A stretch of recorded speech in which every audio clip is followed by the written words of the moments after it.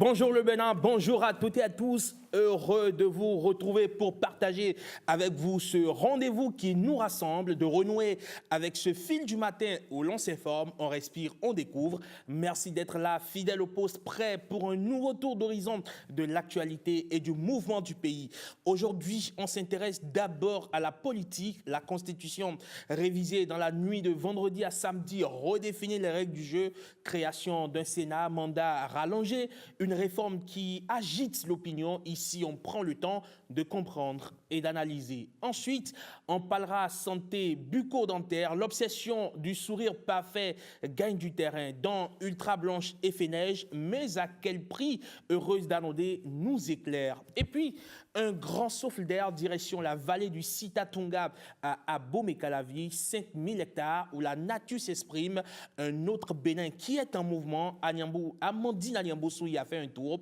Et devinez quoi, elle a déjà pris le pari d'un billet retour m'a-t-elle confié, tant le plaisir pour elle était immense. Bonjour le Bénin s'installe chez vous. C'est ici qu'il faut être tous les jours, du lundi au vendredi, entre 7h et 9h, 6h, 8h, temps universel.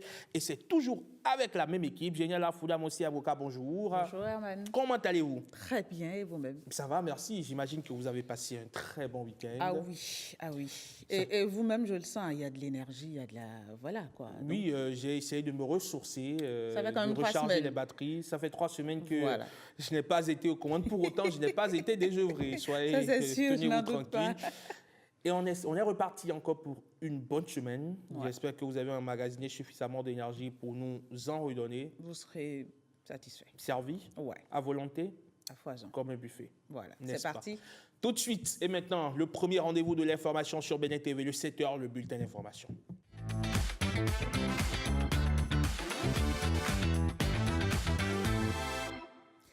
Mesdames, Messieurs, bonjour. Très heureuse de vous retrouver en ce début de semaine. Tisser un nouveau pacte social entre tous les jeunes pour le développement du Bénin. C'est désormais le leitmotiv du mouvement populaire de libération.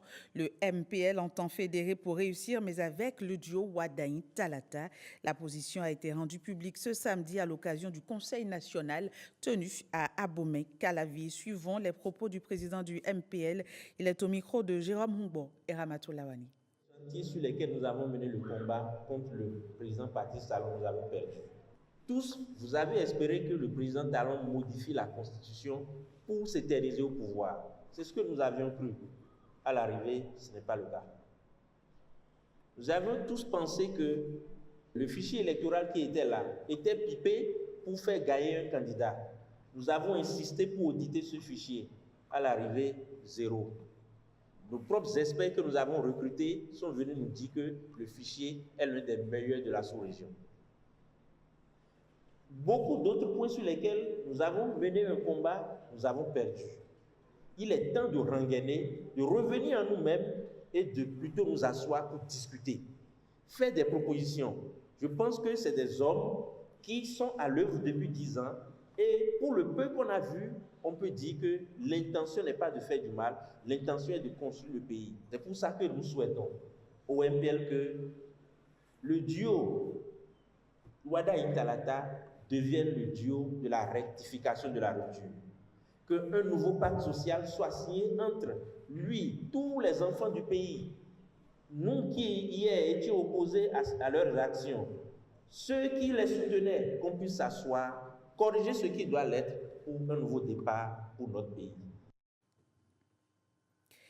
Revenons à présent sur cette tournée placée sous le signe du dialogue et de la paix au nord du Bénin. À Djougou, le ministre conseiller à la Défense et à la Sécurité poursuit sa campagne de paix et de proximité. Du marché moderne à la cité administrative bientôt livrée, en passant par le stade municipal, eh bien, il écoute, rassure, mais surtout appelle à préserver les acquis. Une ambiance particulière à Djougou. Les allées du marché moderne vibrent.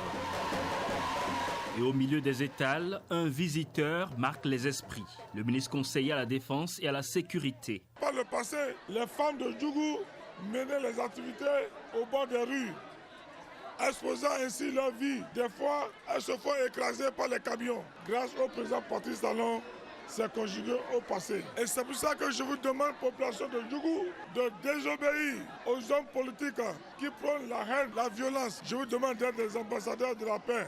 Aujourd'hui, c'est la joie pour nous. Les usagers du marché ne retiennent ni leur satisfecit, ni leur doléance. On est content avec notre marché. On veut les marchés encore, les grands marchés. Avant ce bain de foule, cap avait été mis sur un chantier qui transforme déjà le visage de la Donga, la cité administrative départementale. Deuxième visite du ministre est déjà une avancée remarquable. La dernière fois que nous étions arrivés ici, le taux d'exécution était à plus de 75%. Et aujourd'hui, nous notons un taux d'exécution de plus de 90%. Nous avons pris toutes les dispositions pour sécuriser le chantier. Dernière étape, le stade moderne de Djougou, une infrastructure sportive impressionnante, mais qui demande un entretien constant. Depuis les indépendances, Djougou n'a jamais eu la chance de bénéficier de cet engouement du gouvernement. Djougou a un chantier partout. À Djougou, la campagne de paix prend une dimension où chaque sourire, chaque doléance, chaque promesse dessine un département plus moderne et plus apaisé. Les députés démissionnaires LD affichent désormais leur soutien au duo Wadaïn Talata. L'annonce a été faite ce dimanche lors d'un grand rassemblement au stade de Midombo à Cotonou devant les ténors de l'UPR, du BR et une foule de militants. Ils ont expliqué les raisons de leur choix. Extrait de leur déclaration au micro de Mariano Gankou et Amandine Anyambosu. Nous avons donc choisi d'orienter notre regard vers l'avenir. Cet avenir exige une clarté politique que nous assumons devant vous. Après une analyse approfondie, libre de toute pression et affranchie de toute passion, nous avons pris la décision d'apporter notre soutien au candidat Romuald Wadaï. Et ce choix n'est ni improvisé, ni dicté, ni subi. Il est réfléchi, il est construit. Il est ancré dans les réalités du pays. Il est aligné sur la nécessité de préserver l'intérêt national. Le Bénin, notre patrie, se trouve à un tournant. Un tournant qui exige de la hauteur, de la lucidité et du courage. Nous ne trahissons personne. Nous n'abandonnons personne. Nous ne combattons personne. Nous faisons un choix patriotique fondé sur une lecture responsable des enjeux du moment. Je suis venu féliciter les amis et féliciter les militantes et militants qui sont ici, que plus personne n'enlève le jaune après. Donc j'ai félicité et je dis que c'est le Bénin que nous voulons qui est réuni là. Le Bénin de toutes les tendances. Travailler la main dans la main pour construire le Bénin. Nous avons dit que le président Patrice Talon a pris des décisions nécessaires mais difficiles pour nous. Nous sommes agréablement contents du fait que votre choix soit le candidat, le ministre d'État Wadaïn Talata.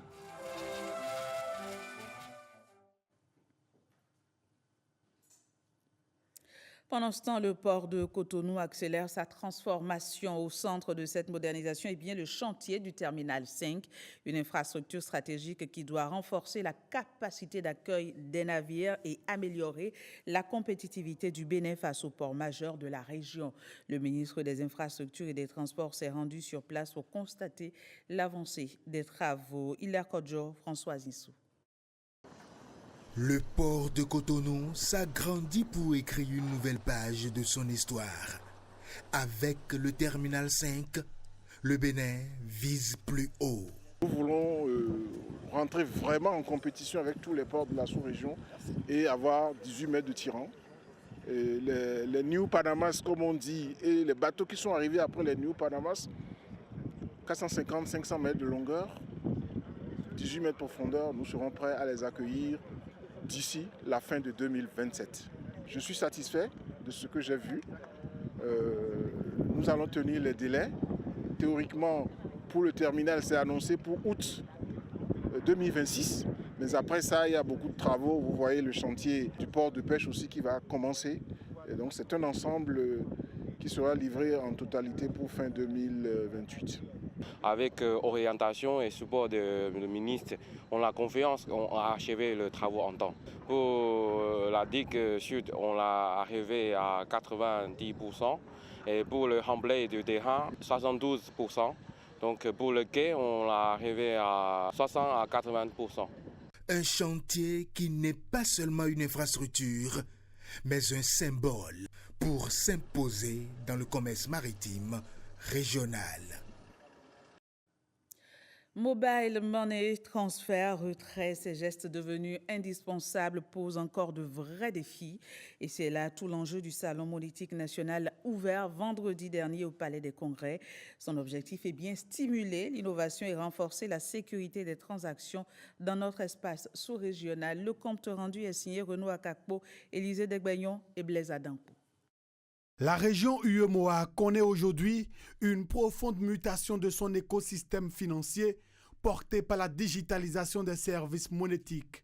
En tant que pays membre de l'espace UEMOA, le Bénin se doit d'encadrer et d'accélérer cette révolution.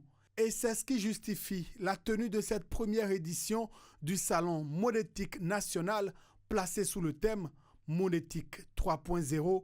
Connecter les économies, sécuriser les échanges et autonomiser les citoyens de la région UEMOA. Ce thème traduit avec justesse les ambitions que nous portons tous pour notre région. Notre pays s'inscrit résolument dans une dynamique de transformation visant à renforcer la connectivité, l'efficacité et la transparence de son économie. Ces avancées mettent en lumière la monnaie électronique qui se révèle comme un véritable pilier dans les systèmes de transaction. Mais l'adoption massive des porte-monnaies électroniques et le déploiement accru des guichets automatiques de banques et autres terminaux de paiement soulèvent bien des défis. Ce salon se veut une plateforme de convergence et de collaboration entre l'ensemble des acteurs qui concourent à générer des transactions de paiement. Lorsque les consommateurs et les ménages, au lieu de payer en espèces, payent avec un moyen de paiement électronique, ils envoient un signal. Ce signal peut être capté par ceux qui font les politiques et pouvoir réorienter les choses, l'épargne, la consommation et l'investissement des ménages. À Cotonou, ces acteurs venus de divers horizons vont instaurer un espace d'échange et de partage pour mieux s'aguerrir face aux défis liés à la monétique. Cette initiative de la place bancaire du Bénin cadre parfaitement avec les objectifs de la politique de modernisation continue des systèmes de paiement menée par la Banque centrale depuis plus de 2 décennies. En utilisant nos forces, en partageant nos expériences et en soutenant l'innovation, nous pouvons faire du Bénin un pôle régional de la monétique et de la finance digitale. Ce salon monétique national, en effet, s'inscrit dans la droite ligne de la vision du gouvernement qui fait du numérique un levier de modernisation, de transparence et de croissance inclusive.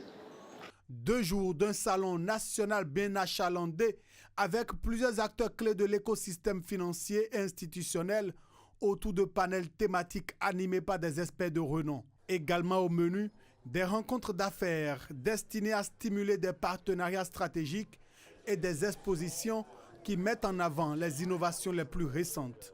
Une soirée de gala en guise de bouquet final et des événements spéciaux conçus pour enrichir l'expérience des participants. Parlons à présent culture avec un événement qui a rassemblé le monde musical africain. Le Salon international des musiques africaines SIMA 2025 a refermé ses portes sur des notes d'espoir et de détermination. Pendant 3 jours, artistes, producteurs et acteurs de la chaîne musicale ont réfléchi à l'avenir de la musique africaine francophone. Le point de la cérémonie de clôture, ce sera avec Ulvaeus Balogun et Jean Nambima. Après 3 jours d'échanges, de rencontres et de découvertes, le Salon des industries musicales d'Afrique francophone, SIMA 2025, se referme ici. Et pour Papyrus, jeune slameur togolais, venir à ce rendez-vous africain de la musique francophone est une aubaine. être artiste aujourd'hui, c'est un métier. Donc il est important pour nous artistes d'aller vers les informations, d'aller savoir ce qui se passe pour ne pas rater des informations, pour ne pas rater des opportunités, souvent quand il y a ce genre de rencontres. Cette deuxième édition du CIMA aura tenu sa promesse, celle d'offrir à la musique africaine un espace de réflexion, de formation et d'opportunités. Ce que j'ai appris, c'est qu'il fallait avoir une vision plutôt business que juste penser aux chiffres sur les réseaux sociaux. Aujourd'hui, maintenant, je sais les défis, les opportunités qui se présentent pour les professionnels de la musique. Entre panels, masterclass et conversations professionnelles, les acteurs du secteur de la musique sortent d'ici avec un mot d'ordre clair. La musique est plus que jamais une industrie et surtout un business qui doit se structurer. Nos dirigeants ont souvent pensé que être artiste, c'est un hobby, que être artiste, c'est une passion. Mais être artiste aujourd'hui, c'est du business. On a envie de leur dire que si vous misez sur des artistes, misez sur eux parce que quand ils vont gagner, vous allez aussi gagner. Nous, aujourd'hui, on essaie de donner le maximum d'informations à tous ces acteurs-là en leur disant qu'il existe quand même des plateformes telles que VivaStream qui permettent la monétisation de tous vos contenus, de vos événements, de vos concerts ou de votre créativité. Donc si vous avez toutes ces informations-là, de pouvoir vivre de votre art. Loin d'être un événement de plus, le CIMA est un outil stratégique pour faire émerger un écosystème durable, solide et compétitif au niveau international. C'est un concours qui mobilise pas moins de 3 ministères. Le concours de recrutement de 117 contractuels de droit public de l'État. Les ministres concernés ont eux-mêmes donné le top des épreuves. Le point, ce sera avec Victorine Bondé et Benjamin Denayon. 993 candidats planchent au CEG Sainte-Rita pour le concours de recrutement de 117 contractuels de droit public de l'État. Ces postes sont ouverts au profit de 3 ministères, Travail et fonction publique, Affaires sociales et microfinances, Enseignement supérieur et recherche scientifique. Pour ce qui concerne particulièrement le ministère du Travail et de la fonction publique, nous allons recruter des statisticiens, des planificateurs et des informaticiens. Nous avons un quota de 75 agents dans des domaines clés, non seulement les assistantes sociales, mais les psychologues, des infirmiers et également des professionnels de la restauration et de l'hôtellerie, parce que nous avons des centres spécialisés où des pensionnaires sont hébergés. Vous savez qu'il y a des réformes sur la qualité de l'enseignement, réformes pour digitaliser un peu nos pratiques. C'est pour cela que nous avons souhaité avoir un peu plus de renforcement dans les catégories des informaticiens, les statisticiens, les planificateurs et également les attachés de services administratifs et financiers. Parallèlement à ce concours, une reprise de composition est organisée ce même jour pour certains corps de concours de recrutement de 172 fonctionnaires du ministère de l'Économie et des Finances. 110 candidats sont concernés. Ils sont répartis dans 6 centres. Il s'est fait qu'il y a une disparité dans l'utilisation des calculatrices. Nous avons accepté d'annuler le concours en ce qui concerne ceux-là et nous reprenons pour leur donner une égalité de chance. C'est la preuve que toutes les réformes engagées sont en marche et surtout la qualité de l'organisation des concours et la transparence. Pour le concours des 117 contractuels de droit public de l'État, 370 dossiers ont été rejetés, principalement pour diplômes non requis ou conditions d'âge. On parle foot dans ce bulletin, du 109 au sein de l'équipe nationale. 4 nouveaux joueurs rejoignent les Guépards. On en sait un peu plus sur le sujet avec Gloria Oni. Les 4 nouveaux Guépards ont rejoint l'équipe nationale pour rajeunir la sélection et lui insuffler un souffle nouveau. Le sélectionneur teste de nouveaux profils à l'aube d'une série d'échéances importantes pour bâtir une équipe compétitive. Je crois qu'ils sont 4, les nouveaux. On a pu quand même apprécier un peu ce qu'ils peuvent apporter. Je crois que dans l'ensemble, ça va. Dans ces 4 joueurs, je le vois qu'il y a apparemment 2 joueurs qui sont un peu pas mal. Sinon, le 4e, c'est un étudiant. Et ça lui reste beaucoup. À l'étape où notre équipe nationale est actuellement, il faut convoquer des joueurs, même de 17 ans, mais je pense qu'ils doivent être à un certain niveau, qu'ils doivent pouvoir évoluer à un certain niveau. Je pense que le garçon, il est encore jeune. Je voudrais bien le voir dans la catégorie des U20 pour après suivre sa progression. Une vision loin d'être partagée par une frange conséquente des supporters. La personne est en baisse de forme, on le laisse au banc, on le laisse à la touche. Ce n'est pas parce qu'il a qualifié l'équipe pour la CAN qu'on doit forcément l'amener à la CAN. Nous sommes dans le groupe de Sénégal, le groupe de RDC. C'est des grandes équipes, ça ne pardonne pas. On ne peut jamais les défier facilement.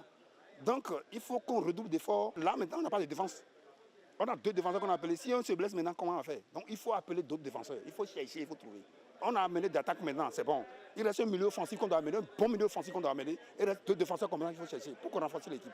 À l'approche de la prochaine Coupe d'Afrique des Nations prévue au Maroc, certains supporters du football béninois estiment que la tanière devrait plutôt être constituée de joueurs rompus aux hautes compétitions. J'ai vu par exemple un joueur au nom de Felipe Santos qui m'a beaucoup intéressé.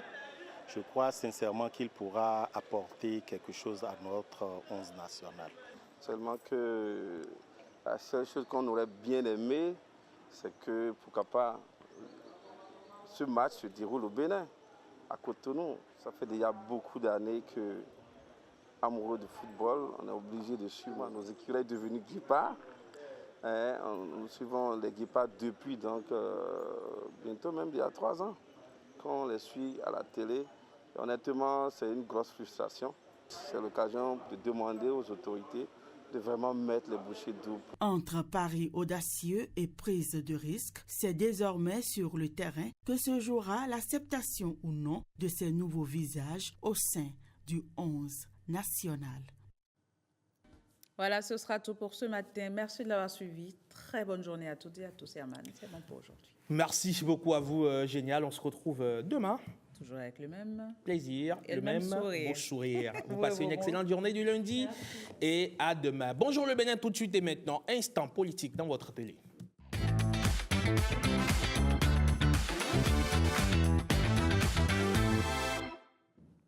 Annoncé ces derniers jours, ça y est, c'est fait. La constitution du Bénin a été révisée dans la nuit de vendredi à samedi dernier. Le texte voté au 4/5 par les députés prévoit entre autres la création d'un Sénat et un allongement des mandats présidentiels et législatifs de 5 à 7 ans dès les élections de 2026. En attendant sa promulgation, cette nouvelle révision suscite débat. La majorité y voit un texte adapté aux réalités contemporaines.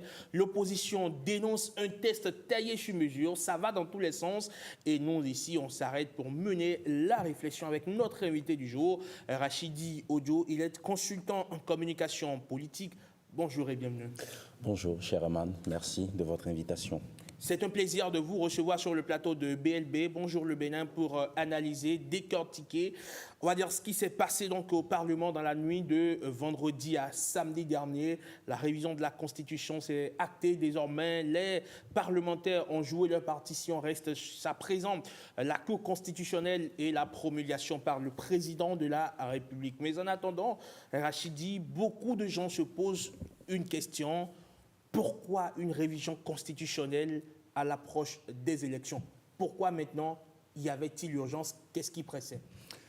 Alors, ce n'est d'abord pas une question d'urgence, mais c'est le moment le plus politiquement correct pour opérer cette révision de la Constitution.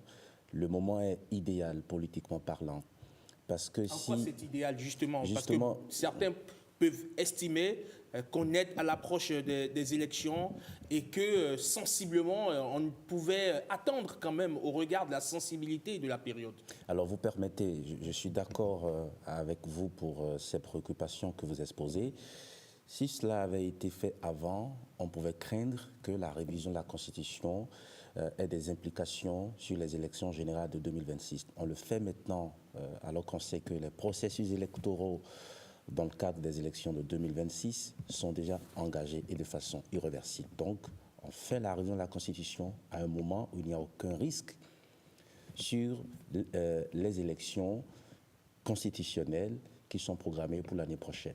Mais les mandats qui ont été rallongés, Rachidi, ça a un impact direct sur... Non, je vous expliquerai. Deuxième raison, c'est que ça se passe à un moment où nous sommes pratiquement en fin de décennie d'un président de la République qui n'est pas demandeur d'un troisième mandat, et il n'y a aucun risque que cette révision de la Constitution débouche sur un quelconque troisième mandat. Parce que ce qu'on craint le plus en Afrique, ce sont les révisions opportunistes de la Constitution pour permettre à X ou à Y de s'éterniser au pouvoir. Ce n'est pas le cas.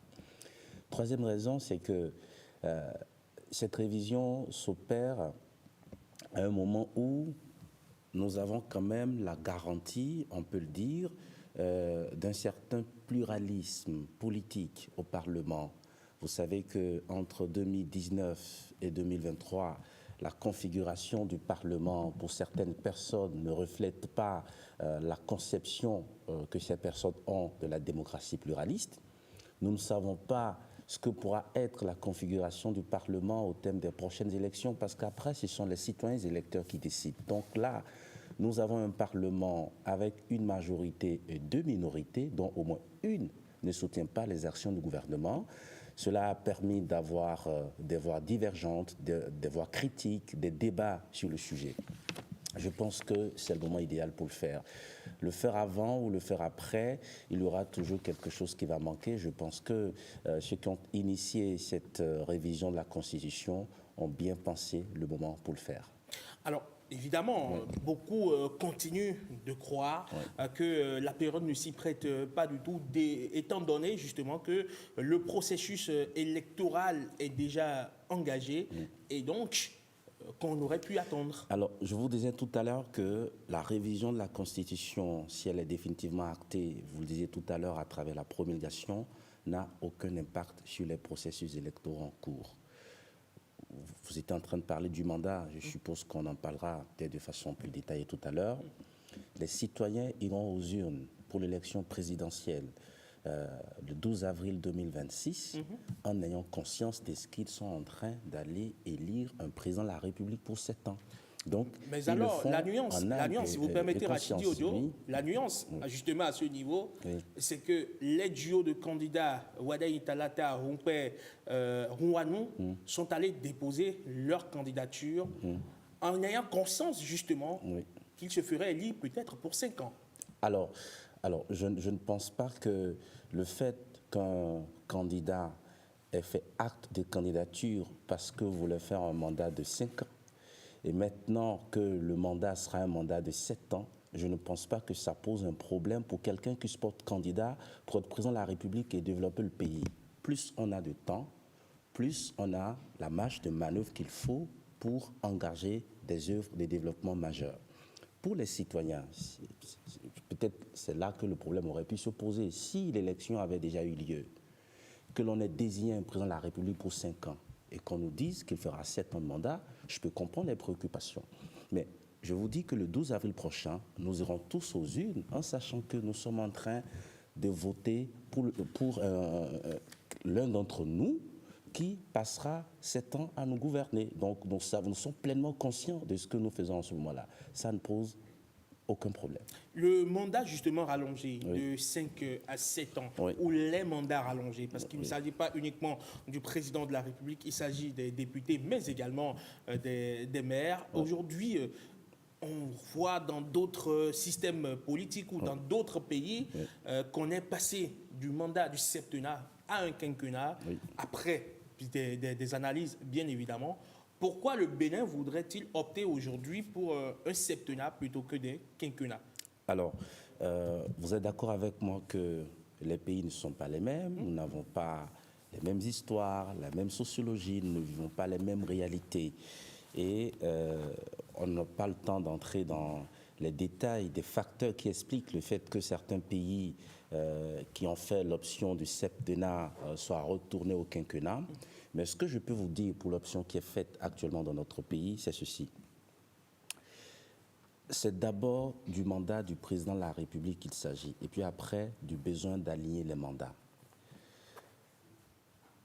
Ces dernières années, s'il y a quelque chose que nous avons gagné avec le président avec l'exercice du pouvoir par le président Patrice Talon, je ne suis pas en train de personnaliser le débat, je vais faire une illustration pour que vous puissiez comprendre.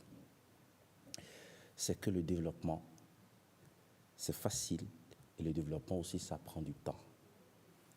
Lorsque nous expérimentons un mandat de 5 ans, regardez, un président qui a un mandat de 5 ans qui arrive, s'il veut faire les choses normalement, il n'est pas pressé, il a une bonne conception du développement. Il sait que le développement, c'est sur la durée. En principe, en un mandat, il doit être capable d'initier, de conduire et d'achever l'essentiel, je dis l'essentiel des œuvres de développement que l'on mettra à l'actif de sa gouvernance. L'essentiel, d'ailleurs, parce que personne ne peut tout terminer. C'est d'ailleurs pour ça qu'il y a la notion de la continuité de l'État. Avec le mandat de 5 ans, vous avez un président de la République qui arrive.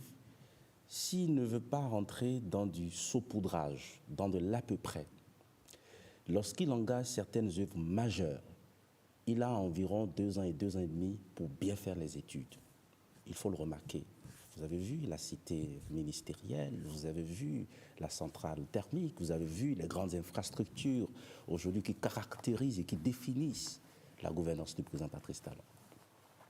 2 ans, 2 ans et demi pour bien faire les études. Parce que ce dont nous avons aussi souffert dans ce pays, c'est que les études ont été très souvent mal faites et la conséquence, c'est que vous avez des œuvres qui ne sont pas durables. Et chaque fois, il faut reprendre.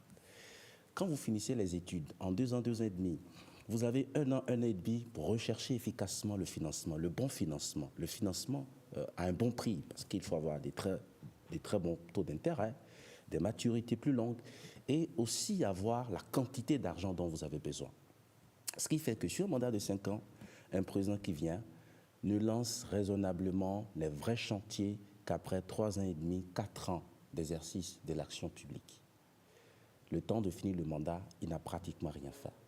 Et il est tenu de recourir, de demander un second mandat. On n'est pas tenu de donner un second mandat à un président de la République. Alors, donc c'est pour ça que, tirant leçon de cela, je pense que les initiateurs de cette loi et les députés qui ont accompagné cette initiative ont compris qu'en donnant 7 ans à un président de la République, on lui permet d'initier, de conduire et d'achever l'essentiel des œuvres de développement engagées sous sa gouvernance. Et je pense que c'est une bonne chose. Pour qu'à l'heure du bilan, le président en exercice puisse avoir quelque chose à présenter à son peuple. Maintenant, si on lui donne un second mandat, c'est le peuple qui en jugera.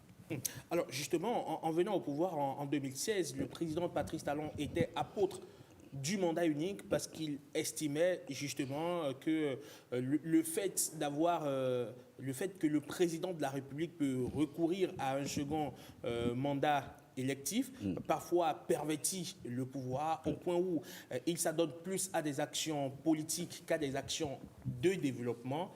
Aujourd'hui, on est passé de la vision du mandat unique à 2 septennats potentiels pour un président qui souhaiterait évidemment recourir à un autre mandat auprès des électeurs. Qu'est-ce qui a pu bien changer entre la vision en venant au pouvoir en 2016 et la sortie aujourd'hui en étant en train de finir 2 mandats de 5 ans? Alors, vous parlez de 2 acteurs différents. Vous parlez du président de la République avec sa conception, sa perception, sa façon de voir. Et actuellement, nous parlons des députés. Le président de la République est patron de la majorité. Il est patron de la majorité présidentielle. Alors, présenter le problème de cette façon, c'est enlever aux initiateurs de cette loi de révision de la Constitution la capacité qu'ils ont pour discerner, pour raisonner, pour initier à entreprendre pour le bien de notre public. Pensez-vous qu'ils auraient pu faire cette modification sans l'accord ou sans l'aval du chef de la majorité qui est le président de la République? Ce que le président de la République en pense, on le saura, parce que de toutes les façons, une fois que la loi est adoptée au Parlement, la loi lui est transmise ou lui sera transmise, et puis après on verra s'il demandera une seconde lecture. Moi, je n'en sais rien. Je connais bien les acteurs qui étaient à l'origine de cette initiative de révision de la Constitution. Je connais leur conception de la République. Je sais à quel point ils sont attachés au développement de notre pays et je sais qu'ils sont parfaitement capables de prendre une telle initiative sans avoir besoin d'aller chercher des consignes ou des directives chez qui que ce soit. Maintenant, après, chacun est libre de ses interprétations ou de ses ressentis. Donc vous êtes en train de dire que le président de la République ne sait peut-être rien de cette révision constitutionnelle. Qu'est-ce que vous en savez? J'en sais rien non plus, justement, je ne fais que poser des questions pour en savoir un peu plus. Alors donc, moi je parle de ce qui est sur la place publique. J'ai vu Hassan Seibou, Ake Natandé déposer une proposition de loi portant en révision de la Constitution. Je les ai suivis sur les médias en train de défendre leurs propositions. Et je peux vous dire que les préoccupations qui transparaissent dans l'exposé des motifs sont des préoccupations auxquelles moi j'adhère. Et c'est pour ça que je dis, pourquoi devons-nous penser que c'est uniquement le président de la République qui est en position et en capacité de faire des propositions? Est-ce que dans ce pays, des gens ne sont plus dotés d'intelligence? Est-ce que les gens ne sont plus encore capables de réfléchir et de faire des propositions? Après, il ne faut pas tout ramener à la personne du président de la République. Il reste un être humain avec ses limites. Ce qui est fait, on peut discuter de la pertinence, de l'opportunité, de l'intérêt de ce qui est fait, sans chercher à y voir derrière quelque main que ce soit. Mais après, ce qu'en pense le président de la République, on le saura. Parce que de toutes les façons, comme vous le savez, dans le processus, il y a une étape où il intervient et on pourra savoir ce qu'il pense. Alors, dans la nouvelle constitution, dans la constitution révisée, il y a 15 articles nouveaux, 18 articles modifiés. Et au-delà des mandats qui ont été rallongés, il y a également la création d'un Sénat.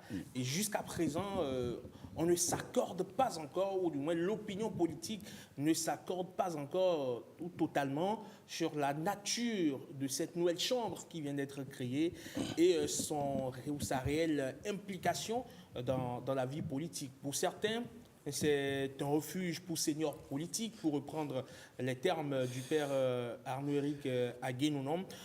Pour d'autres, c'est une retraite dorée pour d'autres politiciens. Donc, qu'est-ce que vous en pensez? Qu'est-ce que vous en dites? C'est une façon de voir à laquelle je n'adhère pas. Moi, depuis toujours, lorsqu'il y a une nouveauté, mon premier réflexe, c'est de comprendre quelle est la préoccupation. Et c'est la question que tous les Béninois doivent se poser. Quelle est la préoccupation? La préoccupation, c'est que les initiateurs de cette révision de la Constitution n'avaient pas d'abord pour envie première de créer une institution nouvelle. Leur obsession, c'est d'apporter des réponses à des préoccupations. Nous avons un problème et un risque. Le problème, c'est quoi? C'est que depuis 1990, ou exactement 91, où des chefs d'État se succèdent à la tête de notre pays, à l'ère donc du renouveau démocratique, il n'est pas rare de constater que le président en exercice, dans le déploiement de l'action publique, n'a pas toujours les conditions politiques et sociales qu'il faut pour assurer l'efficacité totale de son action. Vous avez les perturbations, vous avez les tensions inutiles, vous avez les campagnes électorales permanentes, le climat politique délétère de façon permanente. Ce n'est pas quelque chose qui soit de nature à permettre au président de la République d'être efficace dans son office. Et le premier perdant, c'est le peuple béninois. Je pense que les initiateurs de cette révision de la Constitution ont d'abord voulu apporter une réponse à cette préoccupation. Ensuite, nous avons un risque qui nous garde. Nous avons fait le choix dans notre pays que personne ne puisse s'éterniser au pouvoir. C'est un mandat ou deux au plus. Lorsque nous passons au terme d'un mandat ou de deux, d'un président de la République à un autre, comment est-ce qu'on s'assure qu'on n'est pas pris au piège d'un perpétuel recommencement? Comment est-ce qu'on s'assure que les nouveaux dirigeants qui arrivent seront capables de tresser la nouvelle corde du bout de l'ancienne? De sorte que ce qu'a bâti un président de la République avant de partir, que nous pouvons tous considérer comme des acquis pour notre pays, en termes de développement de la nation, en termes de l'unité nationale, de paix, de démocratie, de défense et de sécurité, comment est-ce que nous faisons pour sauvegarder ça, pour que nous ne soyons pas obligés à chaque fois de reprendre à zéro, reprendre à zéro, reprendre à zéro? Je pense que c'est à ce risque potentiel qui nous guette que les initiateurs de cette révision de la Constitution ont voulu apporter une approche de réponse. Et la réponse apportée, c'est de créer une institution à laquelle on confère des prérogatives qui lui permettent d'assurer la mission de veiller à tout ce dont je viens de parler. Faire en sorte que le président de la République que nous avons élu, sur la base d'un projet de société, puisse déployer l'action politique, l'action publique dans des conditions optimales d'efficacité, sans entrave, sans perturbation et sans inimitié inutile. D'autant plus que pendant le mandat, on n'est plus en campagne électorale. Alors, mais c'est une situation que nous avons vécue de façon continue depuis 1991. Mais d'aucuns pourraient vous opposer aussi le fait que depuis 1990, ça fait à tout le moins 35 ans que le Bénin expérimente la vie démocratique, quoique, évidemment, il y a toujours des réajustements à faire, oui. Que depuis 1990, les présidents qui se sont succédés au pouvoir ont quand même eu la latitude de diriger le pays, d'expérimenter ou de faire valoir leur politique, leur plan d'action, sans pour autant avoir les bâtons dans les roues. Ah, ils en ont eu, tout le monde. Le président Nicéphore Dieudonné Soglo, il en a eu. C'est pour ça d'ailleurs que ce qu'on aurait pu avoir au terme du seul mandat que Dieu a permis au patriarche Nicéphore Dieudonné Soglo d'exercer, nous ne l'avons pas eu. Parce qu'il a été perturbé, il a été entravé, il a été contrarié. Le président Boni Yayi, ça c'est récent, il s'en est plein. Dès qu'il a démarré son second mandat entre 2011 et 2012, mais laissez-moi travailler, les élections sont terminées, vous me perturbez, des manifestations politiques tous les jours, la campagne électorale est terminée, je n'arrive pas à gouverner. Ça nous interpelle et on ne peut pas rester insensible à ça. Ce que je dis là, c'est récent. Hein? Et nous ne pouvons pas rester les bras croisés et penser que les choses vont continuer à se passer comme ça. Le président Patrice Talon, de façon encore plus sauvage, a eu à faire face à ça. Mais bon, vous connaissez le tempérament, vous connaissez le mental et le réflexe. Lui, il a fait face à cette adversité politique permanente avec toute la carapace qu'on lui connaît, fort heureusement. Ça ne lui a pas empêché de nous emmener là où il a voulu nous emmener. Et je pense qu'il n'est pas toujours évident que nous ayons à la tête de notre pays un dur à cuire, comme le président Patrice Talon. C'est pour ça qu'il faut faire quelque chose dans la Constitution. Pensez-vous que justement ce Sénat réglera alors tous les problèmes, un peu comme un bâton magique ? Il n'y a aucune institution qui soit en mesure de régler tous les problèmes. C'est pour ça que, au-delà de cette mission du Sénat, il est dit que les forces politiques, dans le respect du pluralisme politique, concourent à la stabilité institutionnelle, au renforcement de l'état des droits et à la continuité de l'action publique. Je pense que il ne faut pas que l'on regarde le Sénat justement comme une institution qui dispose d'un bâton magique. C'est une approche de solution à un problème et c'est de façon collégiale. Chaque citoyen de notre pays, chaque faction de notre société, chaque composant de notre nation, tout le monde a une contribution à apporter pour que cette solution soit complète. Le Sénat n'est qu'un début, une approche des solutions. Le problème, il est là. Il faut que nous ayons le courage de faire face à ce problème. Dans ce nouveau test aussi, on parle de trêve politique jusqu'à 1 an avant le scrutin présidentiel, que toutes les actions, toutes les voies doivent converger dans le sens de l'action du pouvoir en place. On parle de trêve politique. C'est quoi ce nouvel outil? Alors aujourd'hui, beaucoup redoutent ou pour caricaturer, certains disent, écoutez, on élit le président de la République, tout le monde se tait, on applaudit, on fait la courbette et 1 an avant le scrutin, on se dresse sur nos grands chevaux. C'est faux. Ce n'est écrit nulle part. D'abord, c'est une caricature. Non, c'est pas une caricature juste, c'est une caricature, excusez-moi, elle est trompeuse. C'est une caricature que peut répandre dans l'opinion des citoyens qui n'acceptent pas la révision de la Constitution. Elle n'est pas juste cette caricature. D'abord, dès que nous élisons le président de la République, la trêve parte de la proclamation de l'élection de nouveau président élu jusqu'à 1 an avant la fin de son mandat. C'est la période exacte. Maintenant, qu'est-ce qui est dit? Il est dit que les campagnes électorales permanentes sont prohibées.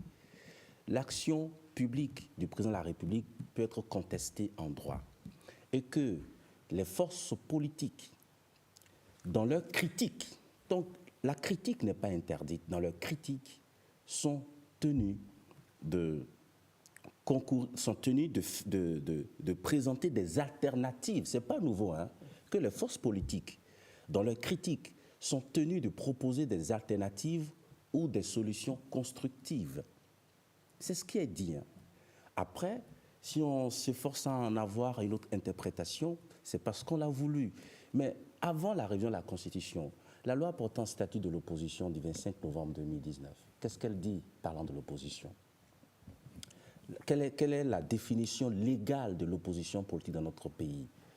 Organisation politique qui défend pour l'essentiel, qui soutient pour l'essentiel des positions contraires à celles du gouvernement et qui envisage de construire des alternatives politiques dans le cadre démocratique. Donc, ce n'est que le prolongement de ce que devrait être légalement l'opposition, ce qui vient d'être inscrit dans cette révision de la Constitution. Les forces politiques peuvent faire des critiques. Et dans ces critiques, on doit avoir des propositions alternatives parce que l'opposition n'a pas d'abord pour vocation à faire échouer le président en exercice parce que quand il échoue, c'est le peuple qui perd. Donc, s'il y a des choses qu'il faut améliorer, qu'il faut réajuster, qu'il faut essayer de remodeler, l'opposition est à même de faire des propositions alternatives. Et c'est tout ce qui est demandé. Ce n'est même pas possible. Nous restons un État de droit, de démocratie, de pluralisme.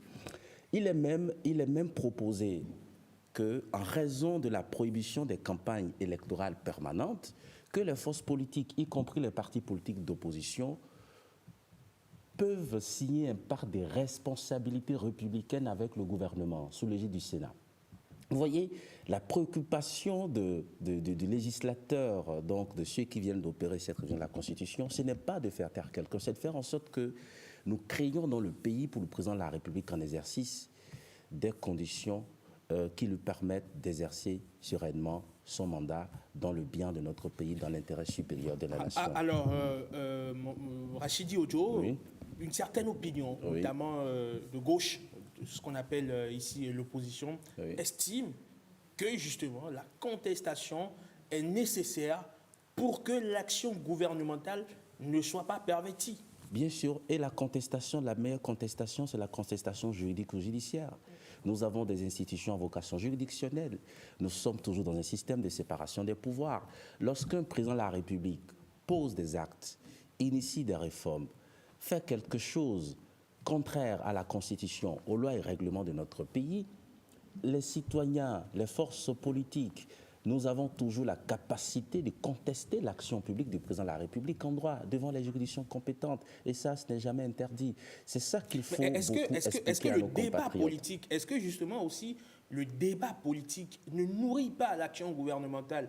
Est-ce que ce n'est pas justement en permettant aux uns et aux autres d'exprimer leur opinion, de faire valoir leurs idées, d'accord, en termes de construction de la vie publique, que justement le pouvoir en place consolide ses acquis et évidemment arrive à faire mieux. Vous me rejoignez.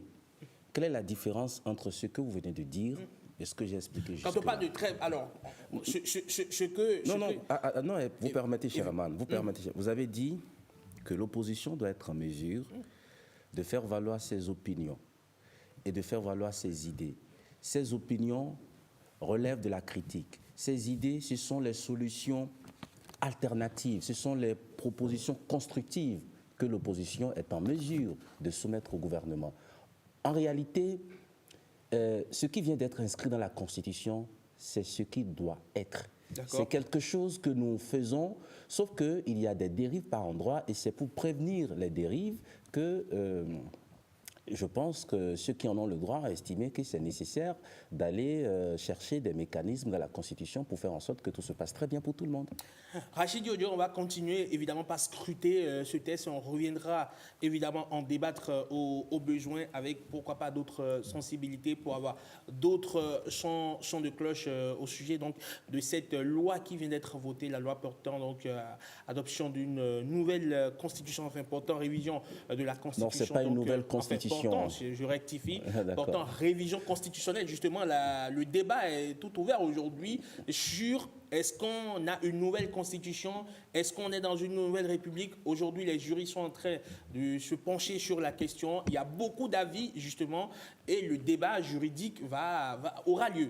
On est d'accord. Il n'y a aucun avis qui prime sur l'esprit. Alors, on va interroger les constitutionnalistes. L'esprit, ce n'est pas de créer une nouvelle république. Et évidemment, c'est il y a ça qui est l'esprit, important. il y a l'esprit, mais il y a également le factuel. Certains spécialistes, praticiens du droit estiment qu'on a touché à des fondamentaux donc, de la République et donc de facto, on est dans une nouvelle république. Je n'en suis pas un, je ne suis pas spécialiste de droit ou de constitution. On va interroger donc les sachants sur, on va dire, sur cette question-là. Merci beaucoup.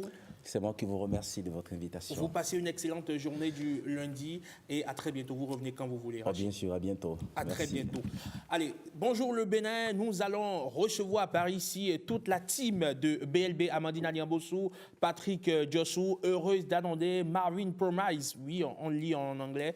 C'est Promise, évidemment, comme promise. Elle est promise à un bel avenir. Et c'est d'ailleurs pour ça que nous l'admirons bien par ici.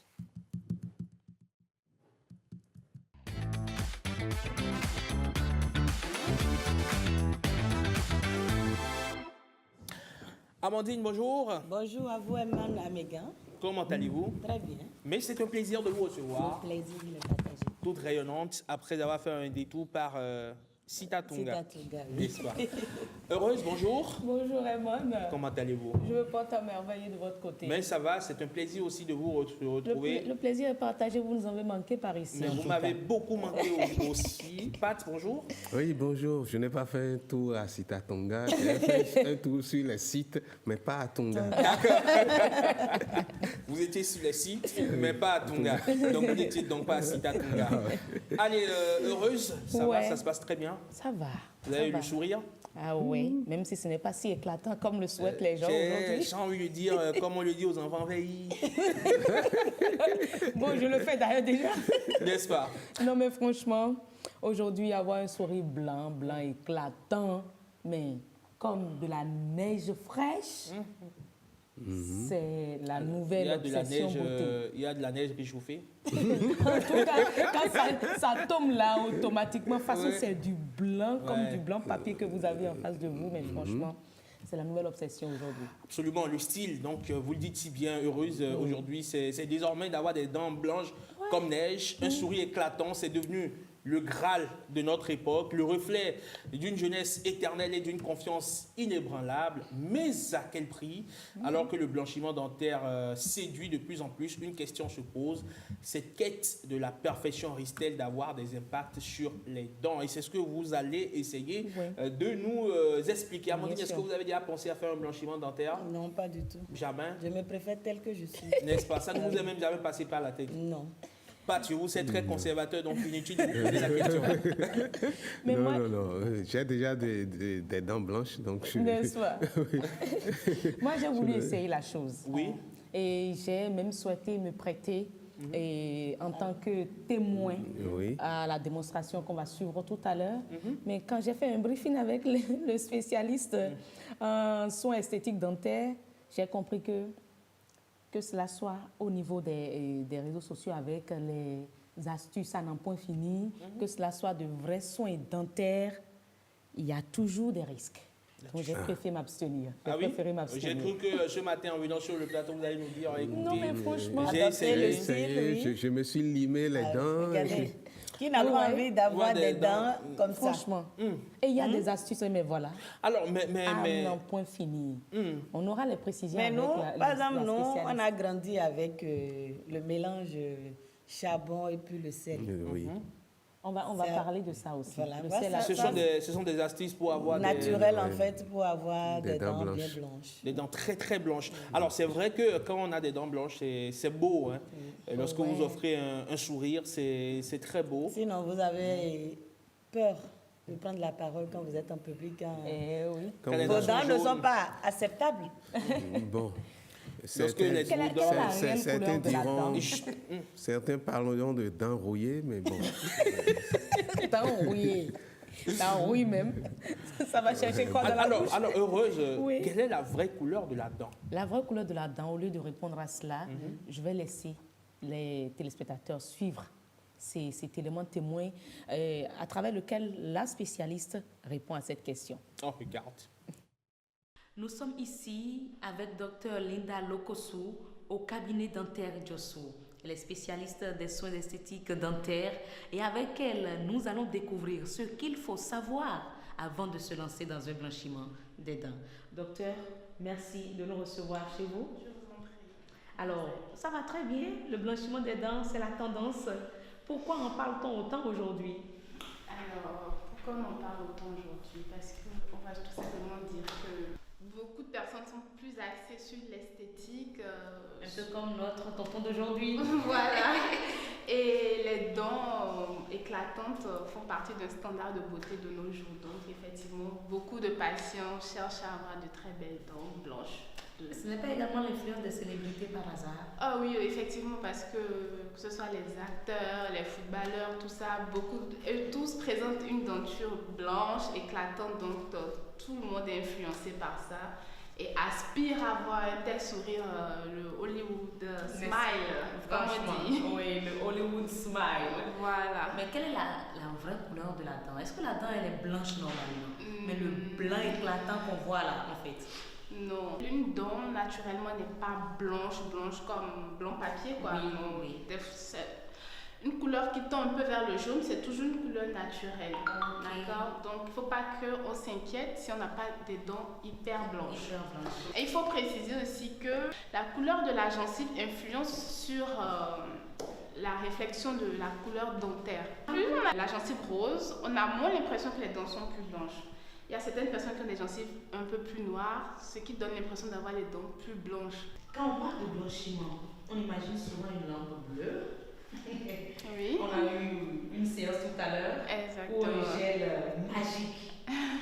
Mais concrètement, comment ça se passe? On a quand même deux procédés. Il y a un qui se fait au fauteuil, effectivement avec la lampe bleue, avec un produit spécial de blanchiment. Ce produit, il est propre au dentiste parce que c'est assez fort, donc c'est nous, on sait comment on dose pour éviter des conséquences telles que les sensibilités dentaires, qui sont les grandes conséquences. Et la deuxième technique, c'est en ambulatoire qui se fait avec des gouttières, avec un gel de blanchiment qu'on met à disposition du patient, qui l'applique à domicile. Mais on suit bien sûr le processus avec lui.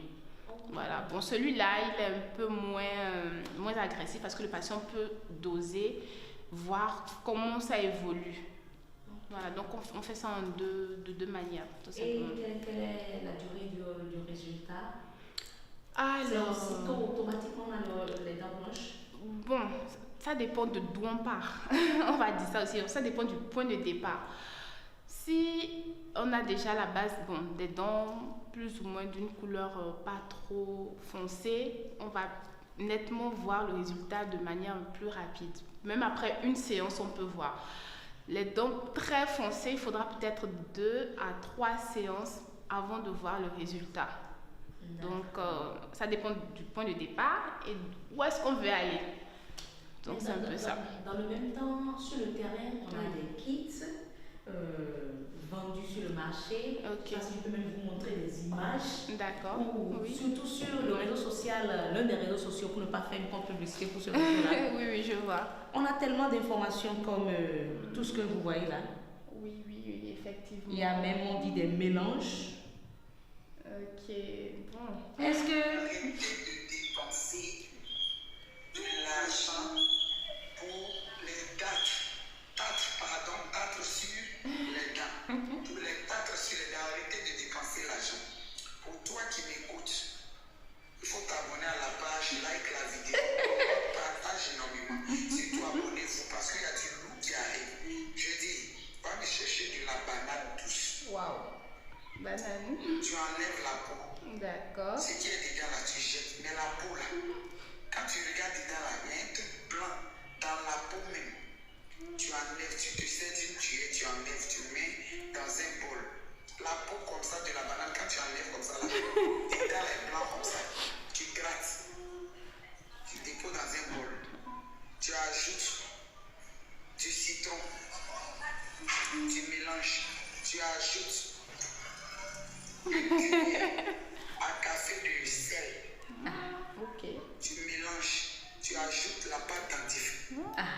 Tu ajoutes.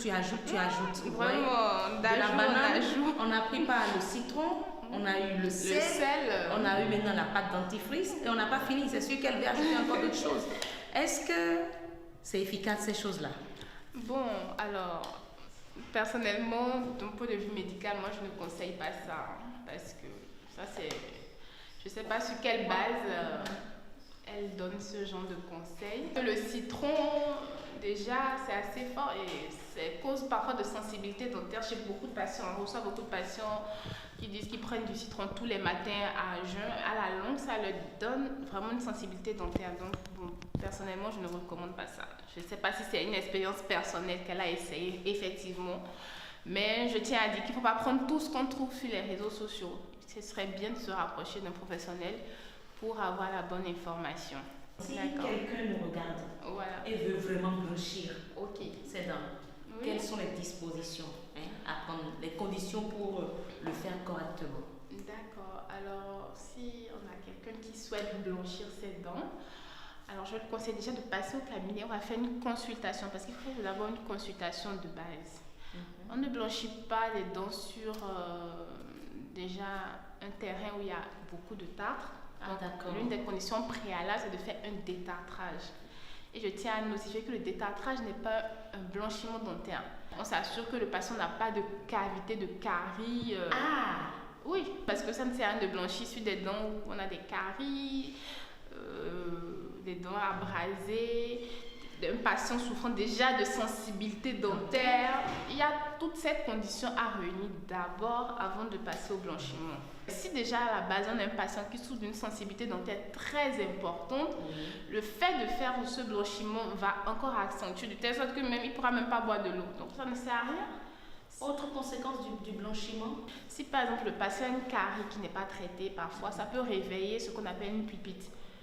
Parce qu'avec l'effet de la lumière, de la polymérisation de la lumière sur la dentine, sur la dent, c'est comme une inflammation, je vais dire, qui va se créer et qui va réveiller la carie, peut-être qui n'a pas encore été traitée. Donc forcément, le blanchiment, c'est la dernière étape à faire avant toute chose. On doit faire tous les soins en bouche d'abord. Parce que ce n'est pas une urgence.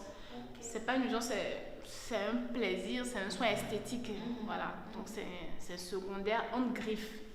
Le blanchiment n'est pas à vie. Je tiens à préciser ça parce que beaucoup de personnes disent je vais juste faire ça une fois. Non, c'est renouvelable. Ça va quand même faire un minimum de 1 an, 2 ans. Et lui-même, il peut remarquer que bon, c'est moins éclatant qu'au tout début. Là, il peut revenir, on va refaire et tout. Rodolphe, vous êtes au cabinet dentaire pour des soins dentaires. Pourquoi avez-vous choisi de faire un blanchiment des dents? Moi j'ai choisi de faire un blanchiment des dents. Premièrement, juste pour avoir un bon sourire. Et aussi, cela me permettra d'avoir encore plus confiance en moi quand je suis en public et tout. Sur les réseaux sociaux, c'est bien vrai qu'il y a beaucoup de choses là-bas et qui ne coûtent pas aussi si cher, mais je préfère me référer à des spécialistes là pour éliminer beaucoup de conséquences et tout. Parce que je n'aurais pas fait des choses et avoir beaucoup de regrets en fait. Après. Ouais. Est-ce que ça va faire mal à Rodolphe? Non, pas du tout. Pendant le soin, il peut sentir peut-être une chaleur, c'est-à-dire à cause de la lumière. Là, il va signaler et on va peut-être arrêter et différer à une autre séance. C'est le seul point, ou du moins c'est le semblant de douleur qu'on peut ressentir. Sinon, c'est indolore. C'est indolore. On est tranquille. Les patients dorment même à 30 minutes. Qu'on peut renouveler, ça dépend. En fonction de l'éclat recherché. Voilà.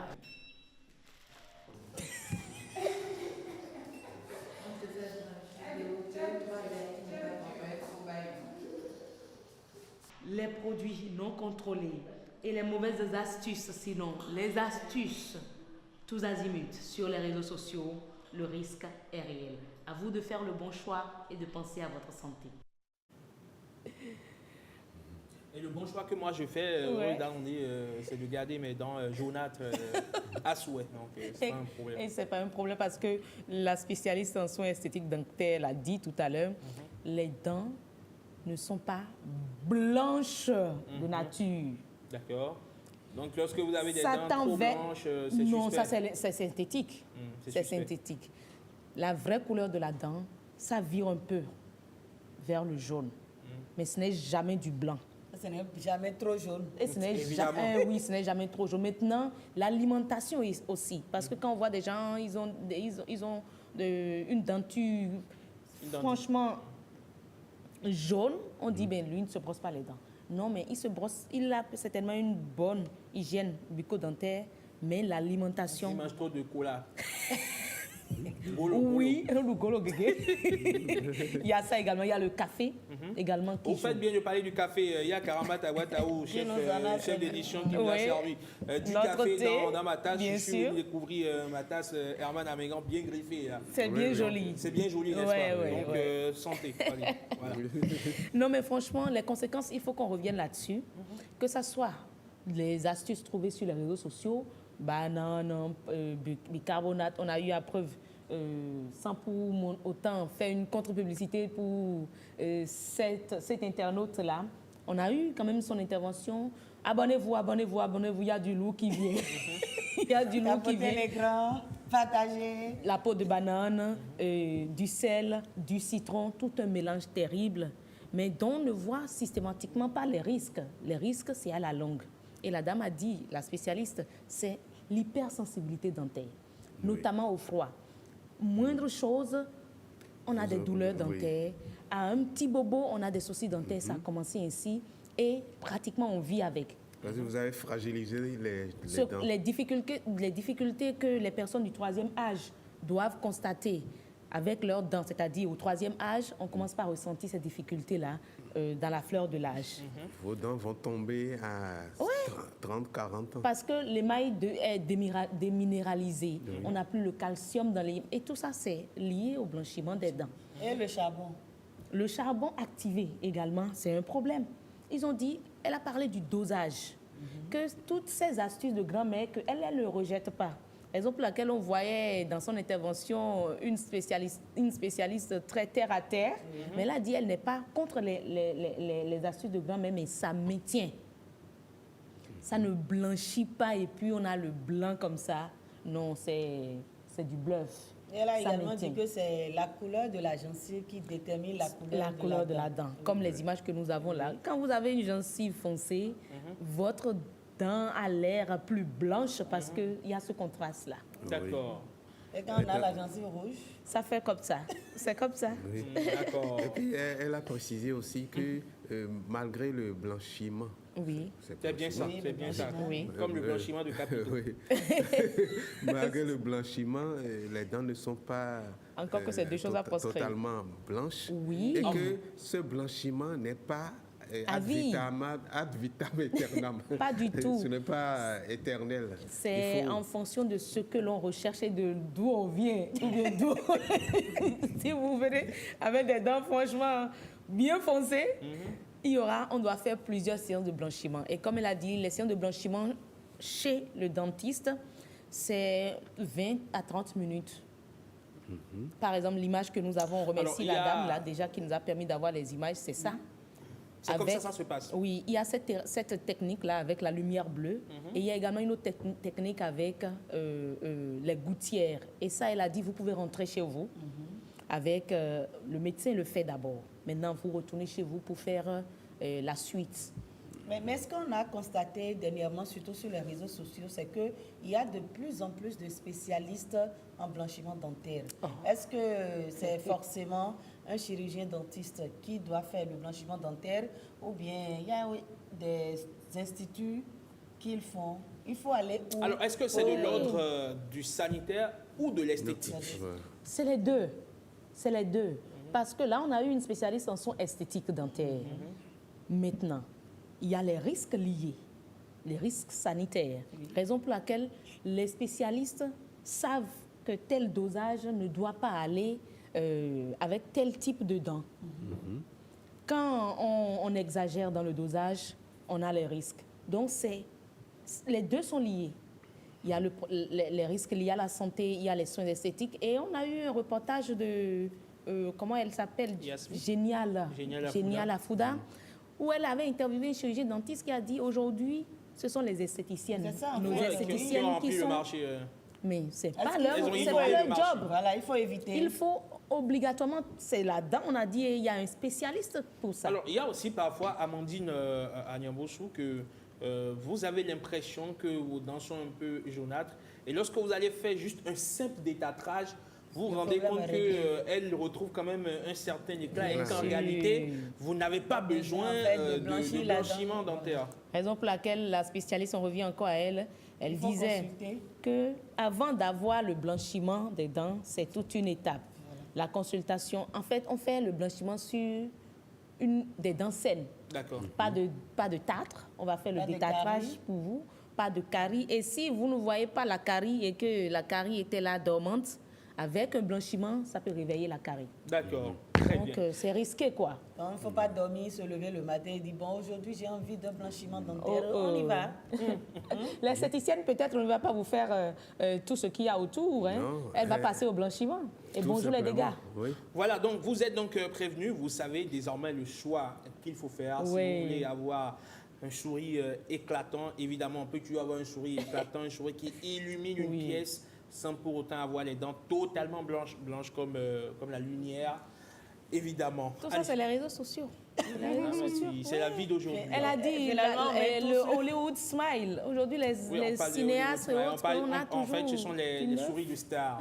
Tout le monde doit avoir souris de stars. Patrick, nous, on n'est pas là aujourd'hui pour parler de souris de stars. On est là pour parler d'événements à venir. N'est-ce pas? Et donc, on va y aller tout de suite. C'est dans événements à la une.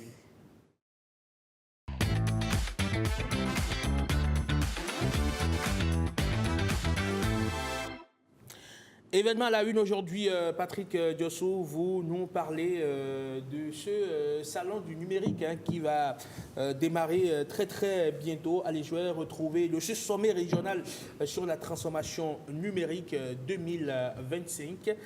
On en parle avec vous, mais avant, Marvin nous a rejoint. Promise, bonjour.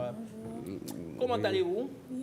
Promise, tel que vous le dites, ça fait un effet. Ça fait un effet. On a l'impression qu'elle a encore la tête dans le week-end. Non, oui, c'est pas une impression. Elle a la tête dans chargée pour Marvin. Marvin, racontez-nous votre week-end. Vous étiez où? Bon, j'ai organisé la keynote à Soltech. Donc, c'était ça, le plus important. Ça consistait à quoi déjà? Soltech, c'est la marque béninoise en fait, de technologie, d'équipement. Donc, ils fabriquent des ordinateurs connectés, des lunettes connectées, des montres connectées, des lunettes qui peuvent filmer, qui peuvent parler à distance, vraiment tout connecté. Donc, la keynote, ça met plus en avant en fait les nouveautés et les innovations de la marque. Donc, il y avait plusieurs personnalités. Ça s'est passé où? À Canal Olympia, au Logede. D'accord. Il y avait eu beaucoup de monde? Il y avait énormément de monde. Des gens étaient intéressés? Oui. D'accord. Comme j'ai dit, il y avait plusieurs personnalités du Bénin. D'accord.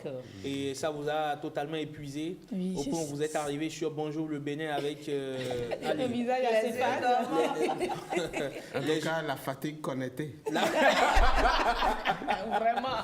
Ça, c'est bien vu, Patrick. Elle est venue avec la fatigue bien connectée.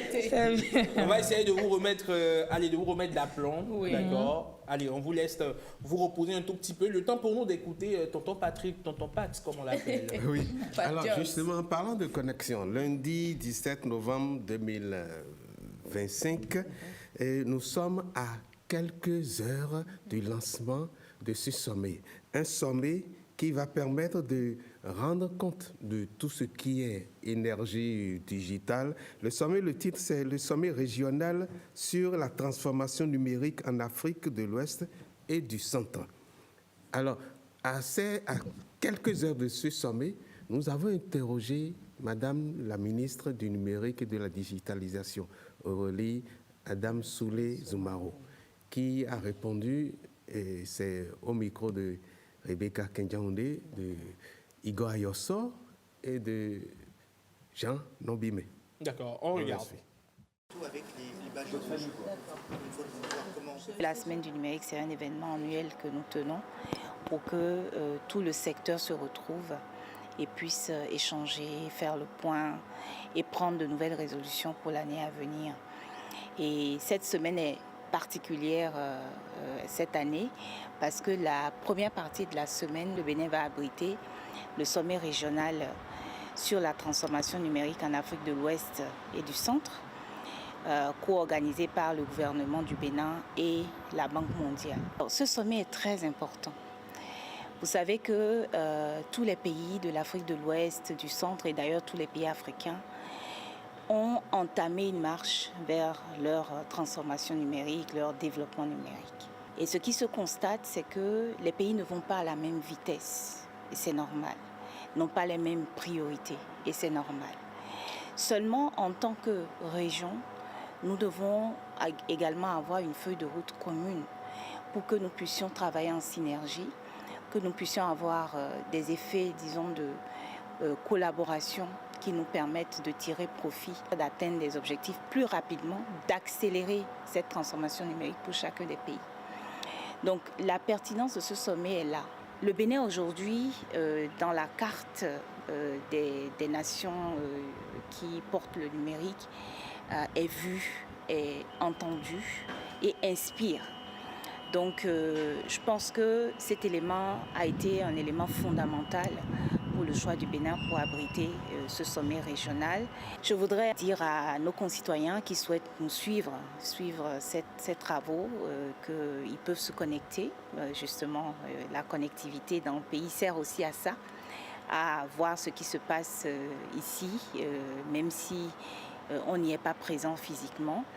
Et puis également souligner qu'à partir de mercredi, donc, nous entrons de plein pied dans la semaine du numérique avec la diversité des activités qui couvrent vraiment un large choix de panels, de thématiques, mais aussi d'activités.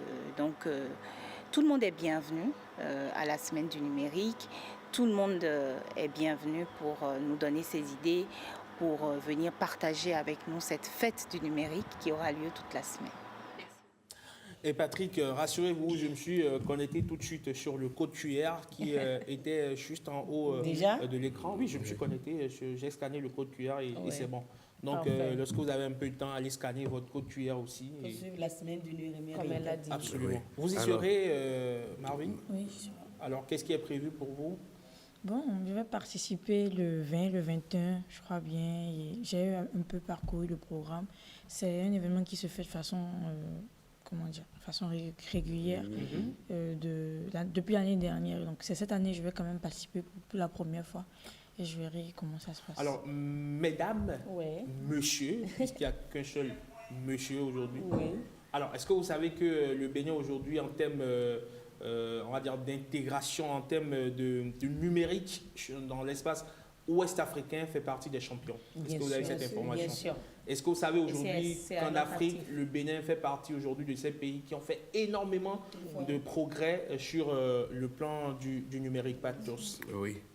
Je le sais, on le sait, et puis on félicite le Bénin qui sera bientôt la capitale numérique de l'Afrique de l'Ouest. C'est déjà la capitale numérique, si je ne me trompe, de l'Afrique de l'Ouest. Il y a beaucoup d'avancées ces dernières années. Il y a eu beaucoup d'avancées. Le sommet s'ouvre donc tout à l'heure au Sofitel, du côté du Sofitel. Il y aura plusieurs ministres du numérique et de l'économie qui vont venir y assister. Il y a plusieurs panels qui sont prévus pour meubler les échanges. Il y a le sommet qui va finir demain, mardi, 18 novembre 2025. Mais le mercredi s'ouvre une autre rencontre. Une rencontre qui est assez primordiale, c'est la CENUM. La CENUM. La semaine du numérique et de la digitalisation. Une semaine qui va permettre de replanter encore au Bénin le numérique. Et nous avons, des envoyés qui seront là-bas et qui vont nous rapporter. Il y a Emmanuel Il a oublié de nous dire ça. Maintenant, vous avez informé les téléspectateurs, d'accord, ils sont informés. J'y serai, on va pouvoir raconter aux téléspectateurs tout ce qui va se passer durant toute cette semaine.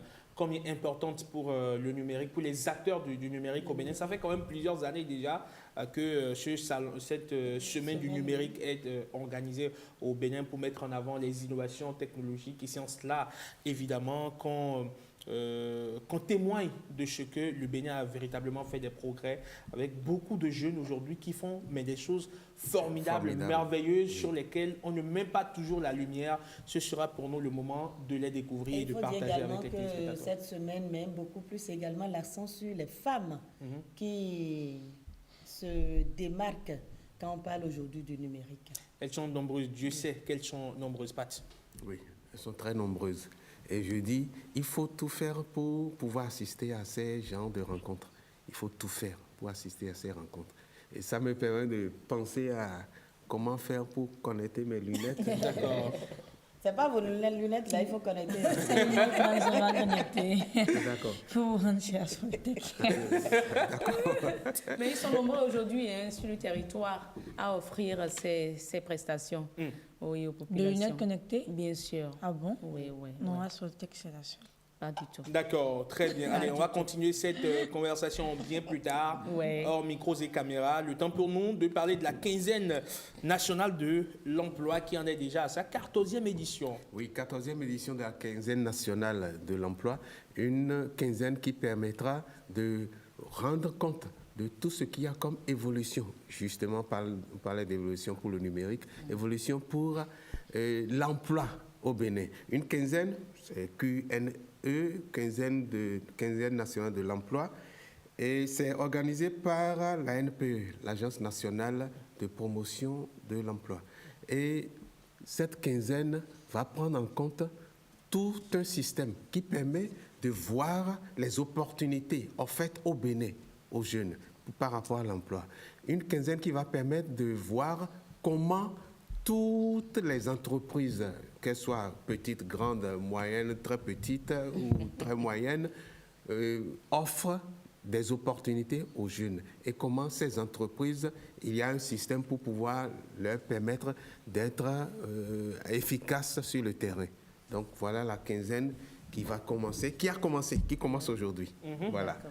Quinzaine qui commence aujourd'hui et qui va s'achever dans 15 jours, évidemment. Ça va de soi, n'est-ce pas, Patrick? Allez, merci beaucoup pour toutes ces informations. Vous avez une dernière à ajouter ou c'est bon, ça peut aller? Oui, ça peut aller. D'accord. Alors, vous allez embarquer avec moi tout de suite, mesdames, messieurs. Ensemble, nous allons partir pour une balade dans une réserve animalière, une espèce... on va dire quoi? C'est étendu sur 5000 hectares, là où les oiseaux chantent à cœur joie, où les arbres ont les pieds dans l'eau et vous allez pouvoir le voir, vous allez voir des lions, des félins qu'on observe généralement qu'en pleine savane. Il n'y a pas de lion? Il n'y a pas de lion là-bas. Vous êtes sûr? Bien sûr. Mais il y a trop de lions. Ah non, je peux avoir. Il y a des crocodiles. Il y a des crocodiles, il y a des reptiles. Mais il n'y a pas de lion. Il y a surtout les singes. Il y a surtout les singes. Oui. D'accord. En tout cas, également un reptile là. Ah oui? Oui. Vous voulez tout dévoiler? Non, les singes au ventre rouge. Les caca. Je n'ai pas pu avoir le singe à ventre rouge, mais il y a quand même eu des singes. D'accord, Okay, très bien. Détour donc par la vallée du Sitatunga, c'est dans la commune d'Abomey-Calavi, et là-bas c'est un autre Bénin qui est en mouvement. Amandine Anamboso nous embarque dans son périple. Regarde.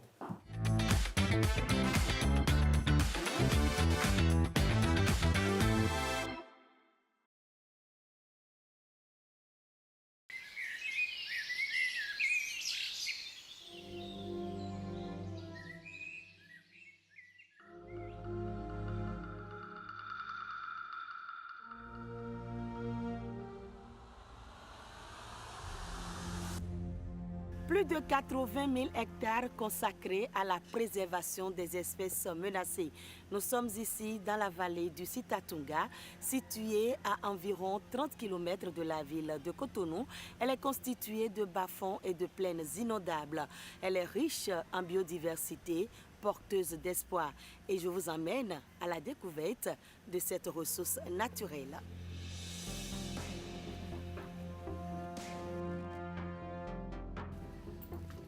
Monsieur Sagbo, bonjour. Bonjour Madame Anyambosu. Bienvenue dans la vallée du Sitatunga, un espace exceptionnel où la nature, la culture et l'éducation environnementale s'unissent pour la promotion d'un développement durable au Bénin. Et sur cette bâche, vous avez une carte qui présente la vallée. On est à cheval entre 3 communes, Abomey-Calavi, Soava et Zé. On intervient dans 11 arrondissements de ces 3 communes. Et lorsqu'on les regroupe, ça donne une superficie d'environ 80 000 hectares. Et contre le mur, vous avez une fresque qui présente au départ la nature, qui est composée de la végétation, des animaux. La vie était rose. Et juste à côté, il y a quelqu'un qui est dans le dilemme avec son double visage. Il y a le masque qui parle de la culture. Il y a le visage où l'homme a besoin des bois, par exemple pour la construction, les meubles et autres. Ce qui l'amène à aller couper ces bois dans la nature. Toutes ces actions ont des conséquences sur cette nature. Et la femme la plus respectée au Bénin, c'est l'Amazone. Elle a tendu sa main comme Benzin à Abomey pour dire stop à cette destruction. Alors nous allons rentrer dans la danse elle-même par l'observation de quelques reptiles. Alors ici, dans cette fosse, vous avez des varans du Nil. Regardez sur la branche de l'arbre. Nous avons déjà eu une mise bas ici qui a donné 9 petits varans. On les a libérés, on a juste gardé un bébé pour voir comment il grandit dans le temps. Je vois qu'ici, on a des reptiles. Oui, là vous avez la vipère tante qu'on appelle Diakwata enfant. C'est un serpent qui avertit beaucoup avant d'attaquer. Quand il voit l'homme, il ne fait que se gonfler et il siffle. N'approchez pas, je suis là, regardez. Il est en train de se gonfler. Et ici, vous avez un serpent à plusieurs couleurs. Regardez. Ah, c'est vrai. C'est l'espèce du serpent qui a le venin le plus rapide et le plus toxique au Bénin. Le mamba vert. C'est un arboricole, il passe sur les feuilles vertes. Et pour le reconnaître, c'est grâce à sa queue. La queue du mamba vert est jaune tamponnée du noir. Et ici, vous avez une espèce de cobra. Regardez, il est sur la défensive. C'est le cobra cracheur. Même à 3 mètres, il vise vos yeux. C'est pas pour vous faire du mal, mais c'est pour vous aveugler et fuir.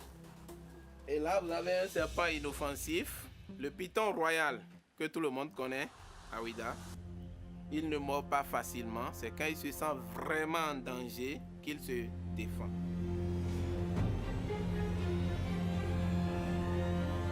Alors dans cette fosse, vous avez des mangousses d'eau. Oui. C'est des espèces qui vivent à proximité des zones humides. Et la peau de l'animal est vraiment épais, donc le venin du serpent n'arrive pas à traverser facilement. Au fait, c'est de petits carnivores. Donc c'est eux qui régulent au fait les serpents. Donc l'homme n'a pas besoin de tuer les serpents. Il y a les espèces qui s'occupent de ça. Dans le refuge, il n'y a pas que des animaux dont vous vous occupez, il y a également des plantes. Oui, évidemment, il y a des plantes et on profite pour faire de la phytopharma. Ici, c'est du jasmin. Donc, au cours de la visite, on profite pour parler de l'importance de ces plantes, ce qu'on peut faire avec.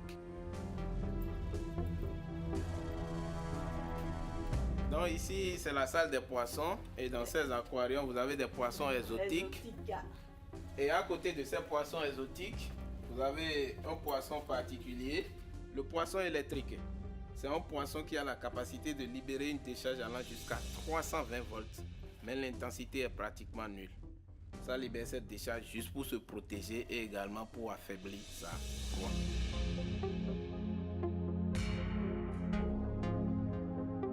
Eh bien là, on a fini avec la visite du refuge interne. On va faire un peu l'escapade sur l'eau.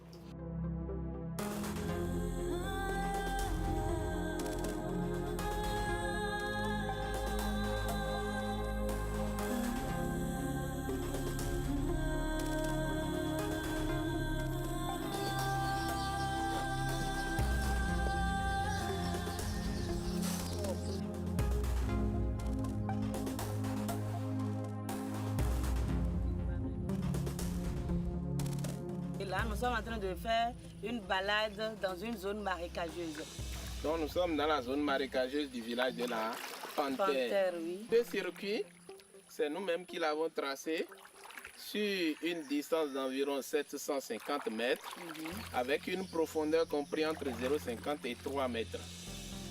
Et l'idée, c'est d'amener nos visiteurs au cœur du marécage pour leur parler de l'importance des zones humides.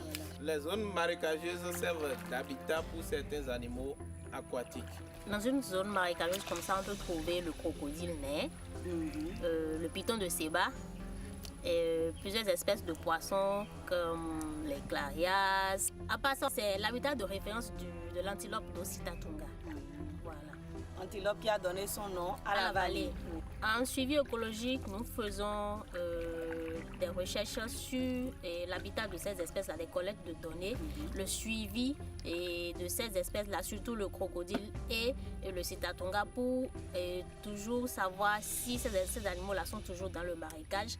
Et ça nous permet de mener des actions de protection sur leur habitat.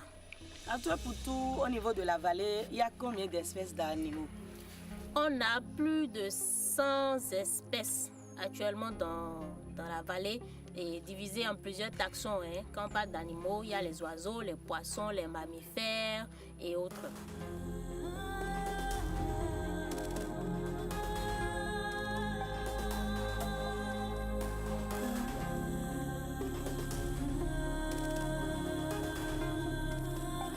Dans cet enclos, vous avez l'animal emblématique de notre parc, c'est le Citatunga ou le guibe d'eau.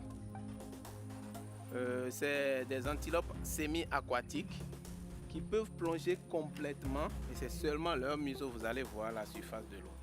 Seuls les mâles de cornes, les femelles n'en possèdent pas. Donc le Citatunga mâle adulte peut peser jusqu'à 120 kg, la femelle jusqu'à 90 kg. Pourquoi avoir nommé la vallée du Citatunga? L'antilope là était au départ une antilope emblématique pour la basse vallée de l'Ouémé. Et aussi le nom Citatunga est vraiment ronflant, vu tous ces paramètres qu'on a donné ce nom à la vallée. Et aussi c'est une antilope semi-aquatique. Donc quand on protège cette antilope, on va protéger son habitat. Et l'habitat, c'est en même temps d'habitat pour d'autres espèces. Donc l'antilope là sera l'espèce parapluie. Donc quand on le protège sous lui ou sous elle, on va protéger d'autres espèces en même temps.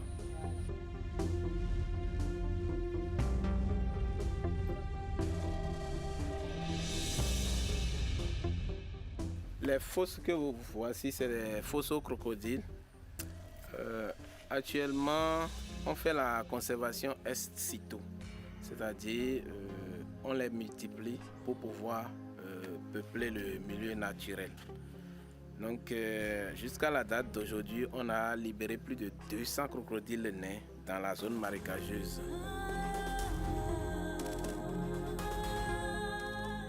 On vient de faire le tour du refuge animalier du Citatunga. Dites-nous déjà quels sont vos défis. Ici, le grand défi, c'est l'urbanisation. Oui, parce que vous allez voir, si vous allez de l'autre côté, au niveau du marécage, il y a des gens qui viennent s'installer, malgré qu'il y a quand même des lois qui régissent l'exploitation des zones humides.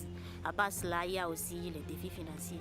Parce que bon, ce n'est pas uniquement ce qu'on recueille des visites qui va suffire pour l'entretien des animaux que nous avons ici. Donc pour pérenniser les activités que nous faisons ici, nous lançons des initiatives d'appel à projets, tout ça pour ceux qui sont intéressés à la conservation est situ, c'est-à-dire hors du milieu naturel des animaux. Et à part cela aussi, nous envisageons aussi étendre le refuge vers d'autres zones de la réserve. C'est-à-dire ici, nous sommes dans la commune de Abomey-Calavi, donc nous envisageons aussi aller un peu vers Zé, parce qu'il y a beaucoup de choses à découvrir aussi là-bas.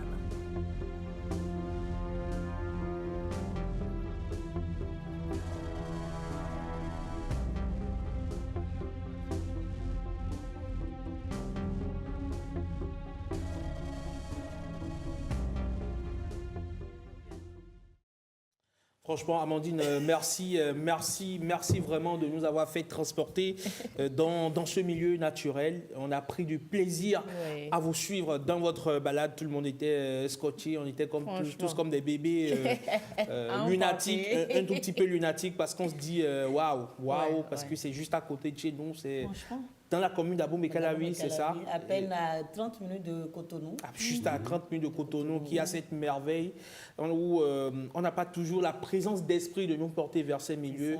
Et on vous dit merci de nous avoir transportés. Merci à vous aussi, Madame Megan. Ça n'a pas été possible, pas sans vous.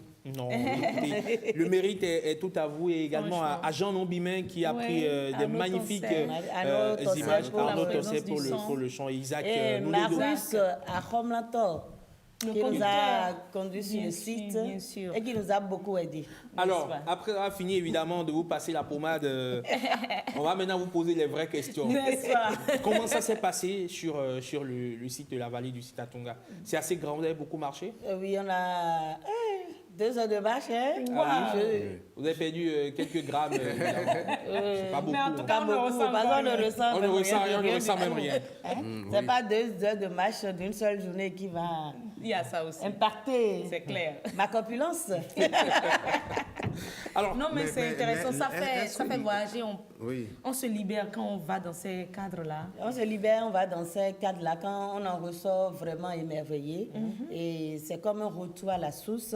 Et je tiens également à remercier déjà nos guides et M. Martial Coudérin de l'ONG Crédit ONG, parce que c'est l'ONG qui porte réellement le projet de la vallée du Sitatunga. Et là, moi, ils en ont parlé, les défis. Je me demandais, mais avoir cette étendue, sur 80 000 hectares. Comment ils arrivent à faire le suivi, à être sûr que des animaux, parce que ce sont des animaux sauvages. Ce sont des animaux sauvages, mais vous avez vu les serpents, par exemple, sont dans des enclos. Et tout ce qui est reptiles. Il y a des reptiles. Et ce que j'ai appris également sur le site, surtout, souvent on nous dit, c'est une idée reçue, on nous dit que par exemple, quand la vipère met des petits au monde, la vipère meurt. Mais sur le site, vous allez voir qu'on a la vipère, on a vu également ses petits. Donc, en fait, ce n'est pas les petits qui tuent la vipère, mais il paraît que quand la vipère met, elle se sent tellement affaiblie qu'il lui faut au moins 1 mois pour se remettre. Donc, vous avez, pendant cette période, elle est vulnérable. Et si elle n'est pas dans un enclos comme ce qu'on vient de voir, et que c'est dans la nature, il y a des prédateurs qui peuvent l'attaquer. Donc, quand on retrouve sa dépouille, on estime que c'est les petits qui ont causé sa mort. Au moins, vous avez levé l'équilibre tout aujourd'hui. Donc, ce ne sont pas les vipéros qui tuent la vipère. Ah, on dit vipéros? Oui. Réellement? Oui. Ça nous rappelle un artiste. Un artiste, j'ai vraiment hésité sur le mot. C'est pour ça que j'ai passé mon temps à dire les petits. Donc, la vipère et ses vipéros. Donc, dans la vallée du Sitatunga, vous avez la vipère et ses vipéros qui sont bien vivants. D'accord. Mais alors, on vous a vu un peu, justement sur cette image, vous avez un peu de mal à vous approcher vraiment de la cage. Moi, j'ai la phobie des reptiles. Ah oui. Presque toutes les femmes. Hein? J'ai la phobie des reptiles, mais là, je m'en suis approchée. Hein. À cette distance-là déjà? Bien sûr, je m'en suis approchée. Est-ce que les femmes doivent-elles avoir peur des reptiles? Qu'est-ce que vous voulez dire par là? Merci beaucoup. À l'origine, expliquez-vous. À l'origine, Patrick Diossou, c'était qui s'est allié avec qui pour créer le déséquilibre? C'est 2 mondes différents. Il y avait eu leur monde. Et le serpent qui se sont associés pour abattre qui? Oui, pour abattre. Vous en étiez témoin. Merci. Vous en étiez témoin. C'était le reptile. Elle la femme doit avoir peur des reptiles. D'accord, on a entendu. Ne cherchez plus à savoir. Alors, Marvin, vous allez faire un tour prochainement. Vous connaissez déjà la vallée du Sitatunga? Non. Une découverte. Pourtant, vous êtes à Calavi, hein? Pas loin de chez vous. Pas loin de chez théoriquement. À quelques kilomètres. Okay. Je vais vous raconter une petite histoire. Quand on faisait la balade sur l'eau, la guide a parlé de 200 caïmans qu'on a déjà libérés. 200 caïmans? 200? Oui. Qui sont déjà libérés dans la zone marécageuse. En fait, après le traitement, parce que souvent c'est des animaux blessés ou orphelins que la vallée recueille. Donc après, on les envoie là où il y a moins de population, on les libère. Donc c'est ce qui a été fait avec les 200 caïmanais et par exemple avec le python de Séba qu'on confond souvent avec le boa ici au Bénin. Donc la dame a dit qu'on a déjà libéré 200 caïmanais dans la zone marécageuse. Imaginez déjà notre peur. Elle dit également qu'on retrouve dans la zone marécageuse le python de Séba. On s'est cru dans Anaconda 3. Vous avez eu une envie subite de descendre de la barque, n'est-ce pas? Mais pour moi, même, c'était encore acceptable. Pour Tossé? Un autre Tossé reste derrière, il dit il y a Python de Séba ici. Quand la dame a dit oui, il a failli sauter de la barque. Mais je réfléchis, je dis, on dit, il y a Python dans l'eau. Et tu veux sauter dans l'eau. En fait, tu es coincé, quoi. Heureusement qu'on était déjà à la fin de la balade. Sinon, je suis sûre qu'il était plus concentré. Même... Si on interroge évidemment la nature du son qu'il a pris après cette interrogation, on se rendra compte que le son là a quelques soucis. A quelques soucis de Python de Séba. Mais franchement, Amandine, très sincèrement, on vous dit merci une fois encore pour cette très belle découverte sur ces merveilleuses images que nous voyons là. Donc, c'est la vallée du Sitatunga. La prochaine fois, je vais m'efforcer de vous trouver le félin. Quand vous avez envie de regarder des lions. Non, je vais vous accompagner, soyez rassurés, on sera ensemble. On sera ensemble. Pourquoi pas? On ira voir. En tout cas, c'est un privilège de la commune de Calavier. Il y a beaucoup de ces sites-là. Aujourd'hui installés, basés à Calavier, franchement. Bénin en mouvement, donc c'est aussi ça, ce Bénin écologique, on va le dire ainsi, qui est en mouvement, Amandine, une fois encore. Merci. On va retrouver à présent Marvin Promise dans sa chronique. Elle nous parle aujourd'hui de l'ANAQ du miroir.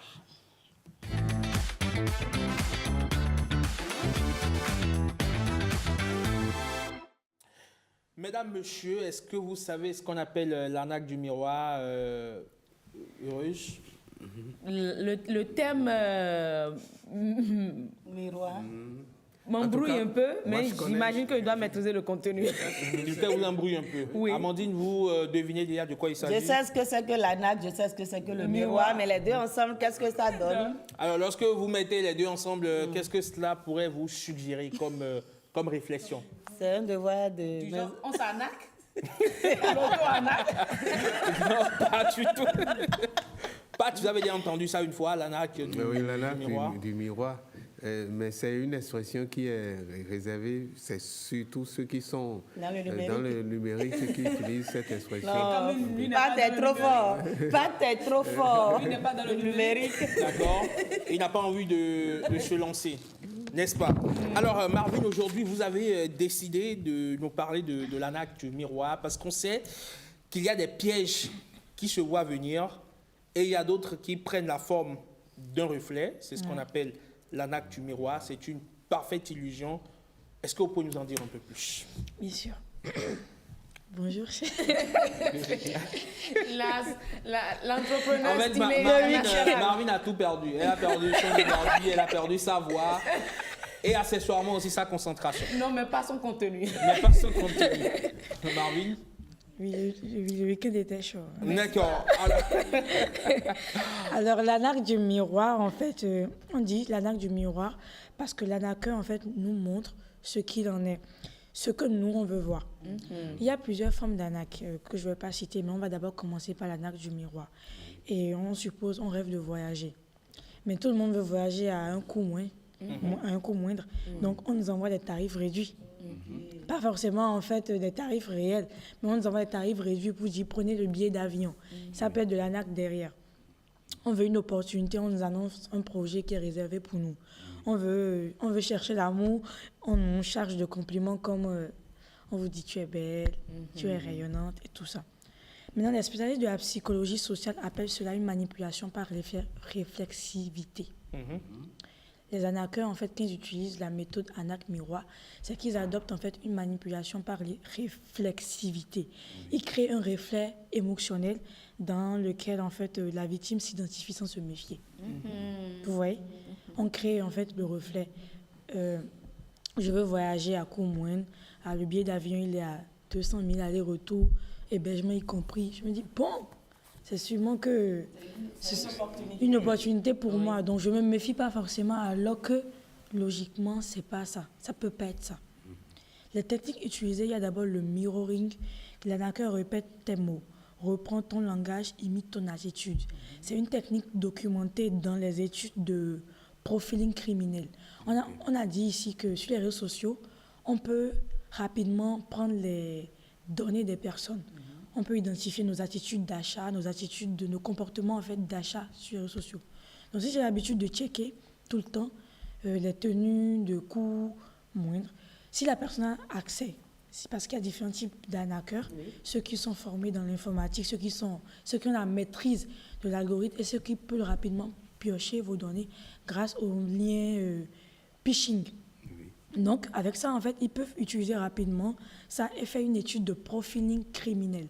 Et là, en fait, ils créent une illusion de connexion immédiate. Pour les profanes, le profiling criminel, c'est...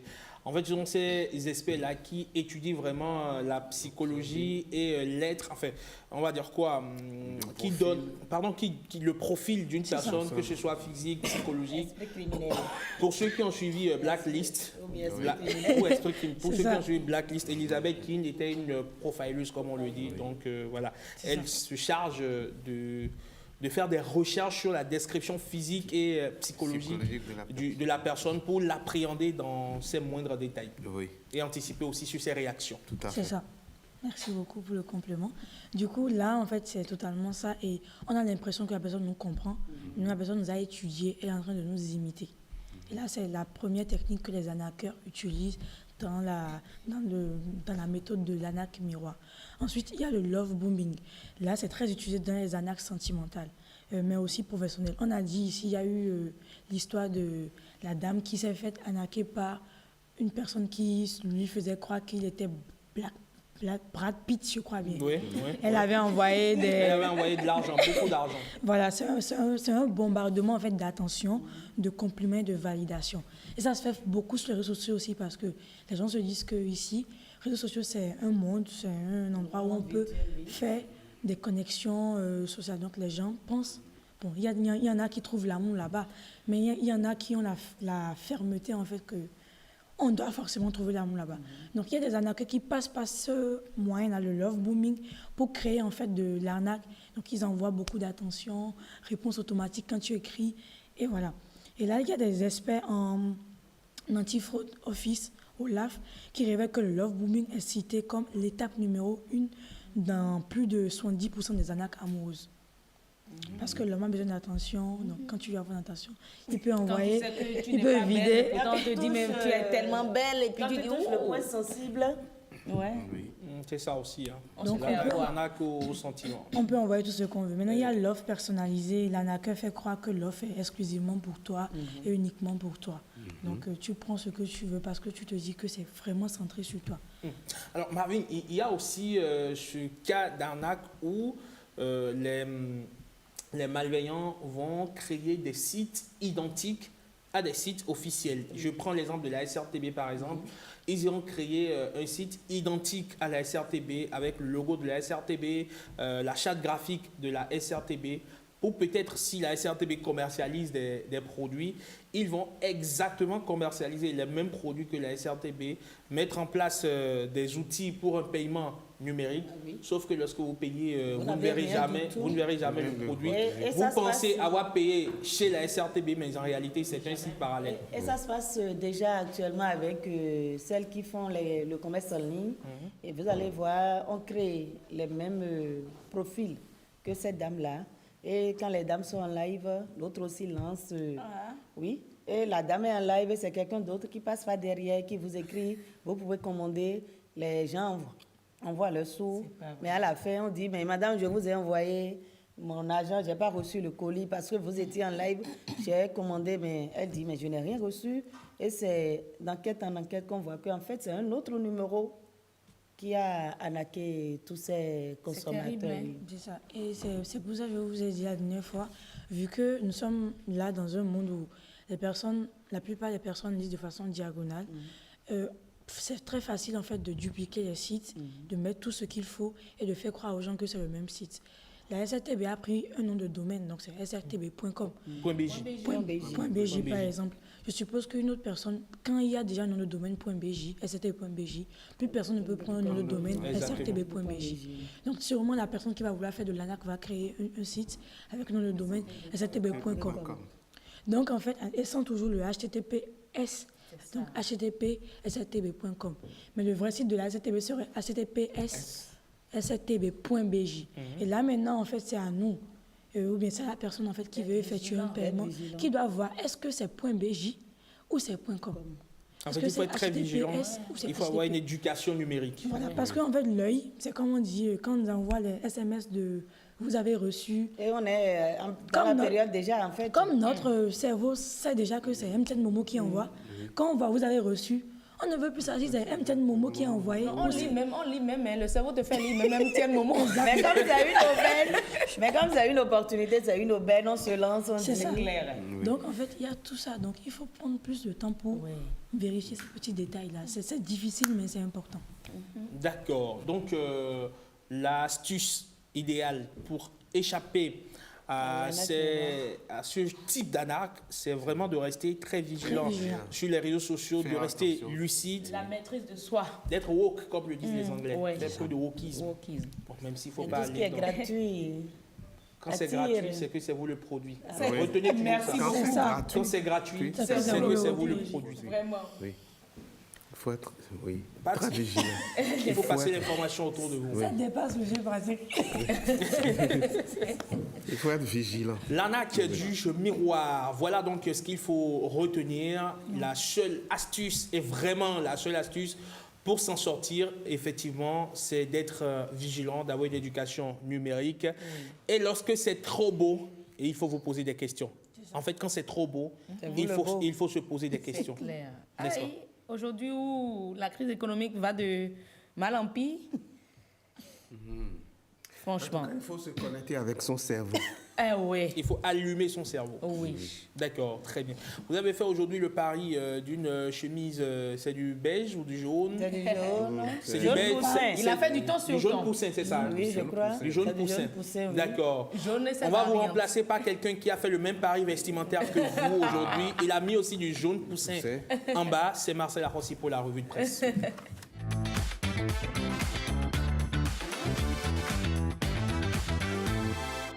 Marcel Arrossi, bonjour. Herman, bonjour. Bonjour à tous. Vous êtes entendu avec Patrick Diossou pour la tenue? Pure coïncidence. Apparemment, il y a eu conciliabule à mon insu. Alors, je fais le pari de mettre du jaune poussin demain pour, évidemment... On aura droit à quelle cravate? J'avais cette question à vous poser à la fin de l'émission. D'accord. Vous aurez du bleu nuit. Du bleu nuit. Et du jaune poussin. Ça donne, hein? Ça donne. J'ai pris des conseils chez mon créateur de mots. Marcel, la constitution du Bénin révisée avec succès. Bien sûr. Et dans les colonnes du quotidien de service public aujourd'hui, le ton est solennel. La nation déroule l'histoire de cette nuit interminable où 18 articles ont été retouchés, 15 autres créés et où la République s'est offert un nouveau visage finalement. Le journal met en lumière avec précision les grandes innovations. Le mandat présidentiel porté à 7 ans, renouvelable une seule fois, les députés, les maires, les conseillers, tous arrimés à ce même cycle septennal, la création du Sénat, nouvelle vigie de l'architecture institutionnelle, la fin de l'errance partisane. Quiconque démissionne de son parti perd désormais son siège. Et au cœur de cette nuit politique, la nation s'arrête et zoome, dramatise aussi un instant suspendu, la coupure d'électricité. Quelques secondes de noir, quelques secondes de tension, quelques secondes où l'ombre s'invite dans l'urne et fait crier à certains, aux voleurs, à la fraude. Le quotidien raconte l'altercation, les colères, les menaces d'expulsion avant que la lumière électrique et politique ne revienne. Résultat final, 90 voix pour, 19 contre, 0 abstention. Gaskiani Info dresse un tableau à deux visages, un miroir brisé où chacun ne voit que sa propre vérité. D'un côté, une majorité triomphante, sûre d'avoir posé un jalon historique. Le journal fait entendre avec emphase les mots de Diogbenou. Une nation qui se dresse avec dignité. Une réforme présentée comme une œuvre de salubrité politique. Biotiane, lui, salue encourage, exhorte aussi. Le Bénin entre dans une marche irréversible vers la stabilité, a-t-il dit. Mais Gasquiani bascule et sombre dans l'autre récit, celui des démocrates qui crient à la triche, qui hurlent à la manipulation et qui fustigent un vote fabriqué dans le noir. Gasquiani met en scène, comme au théâtre, deux camps qui ne se parlent plus, qui ne se comprennent plus et qui racontent deux pays différents. Le journal conclut par une interrogation lourde, deux vérités ou deux mensonges.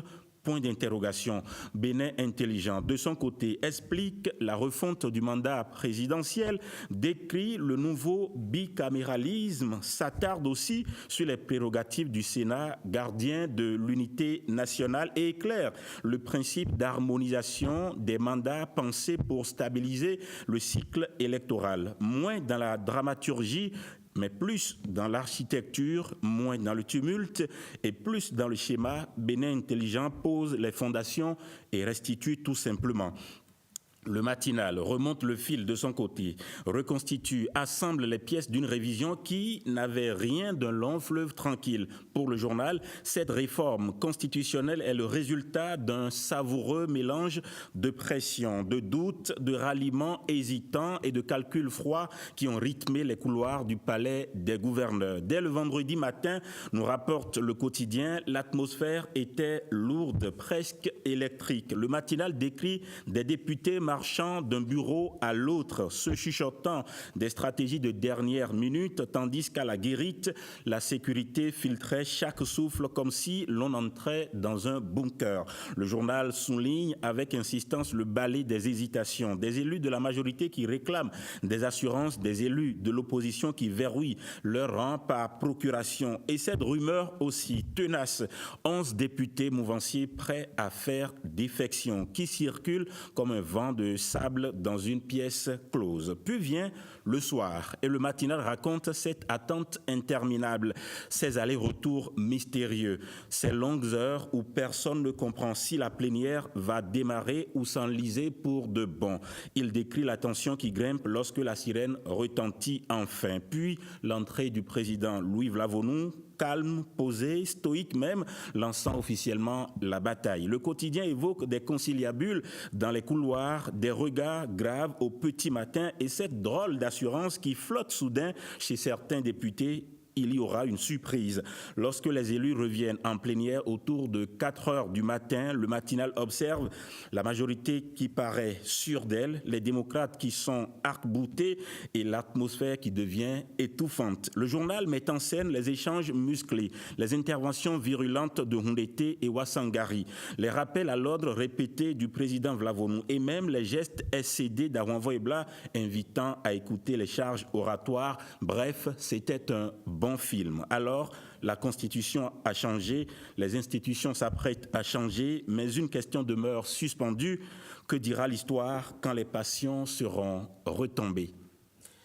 Merci beaucoup à vous, Marcel, pour ce panorama que vous nous offrez sur cette nuit du vendredi au samedi dernier, ou de vendredi à samedi dernier, qui a abouti à la révision de la Constitution. Cette nuit vue, bien sûr, par les journaux. Vous passez une excellente journée de lundi. Merci. À demain. Avec le même plaisir. Marvin, à demain. Heureuse? À demain. On continue de parler des dents. On ira où demain? On sera avec la chef Kate Sonon demain. Qui a à cœur de faire tomber un Guinness Record. Guinness Record pour le Bénin. N'est-ce pas? Allez, prenez donc le rendez-vous, voilà, qui veut mettre un terme à la matinale. Bonjour le Bénin de ce lundi 17 novembre 2025. Merci à toutes les équipes rédactionnelles et techniques réunies autour de Timothée Houto et Keramat Awata. Retrouvons-nous demain. Demain, quand il sonnera très exactement 7h, 6h en temps universel. D'ici là, portez-vous très bien. Au revoir. Bon lundi à tous et à chacun. Paix et joie dans le monde. Salut.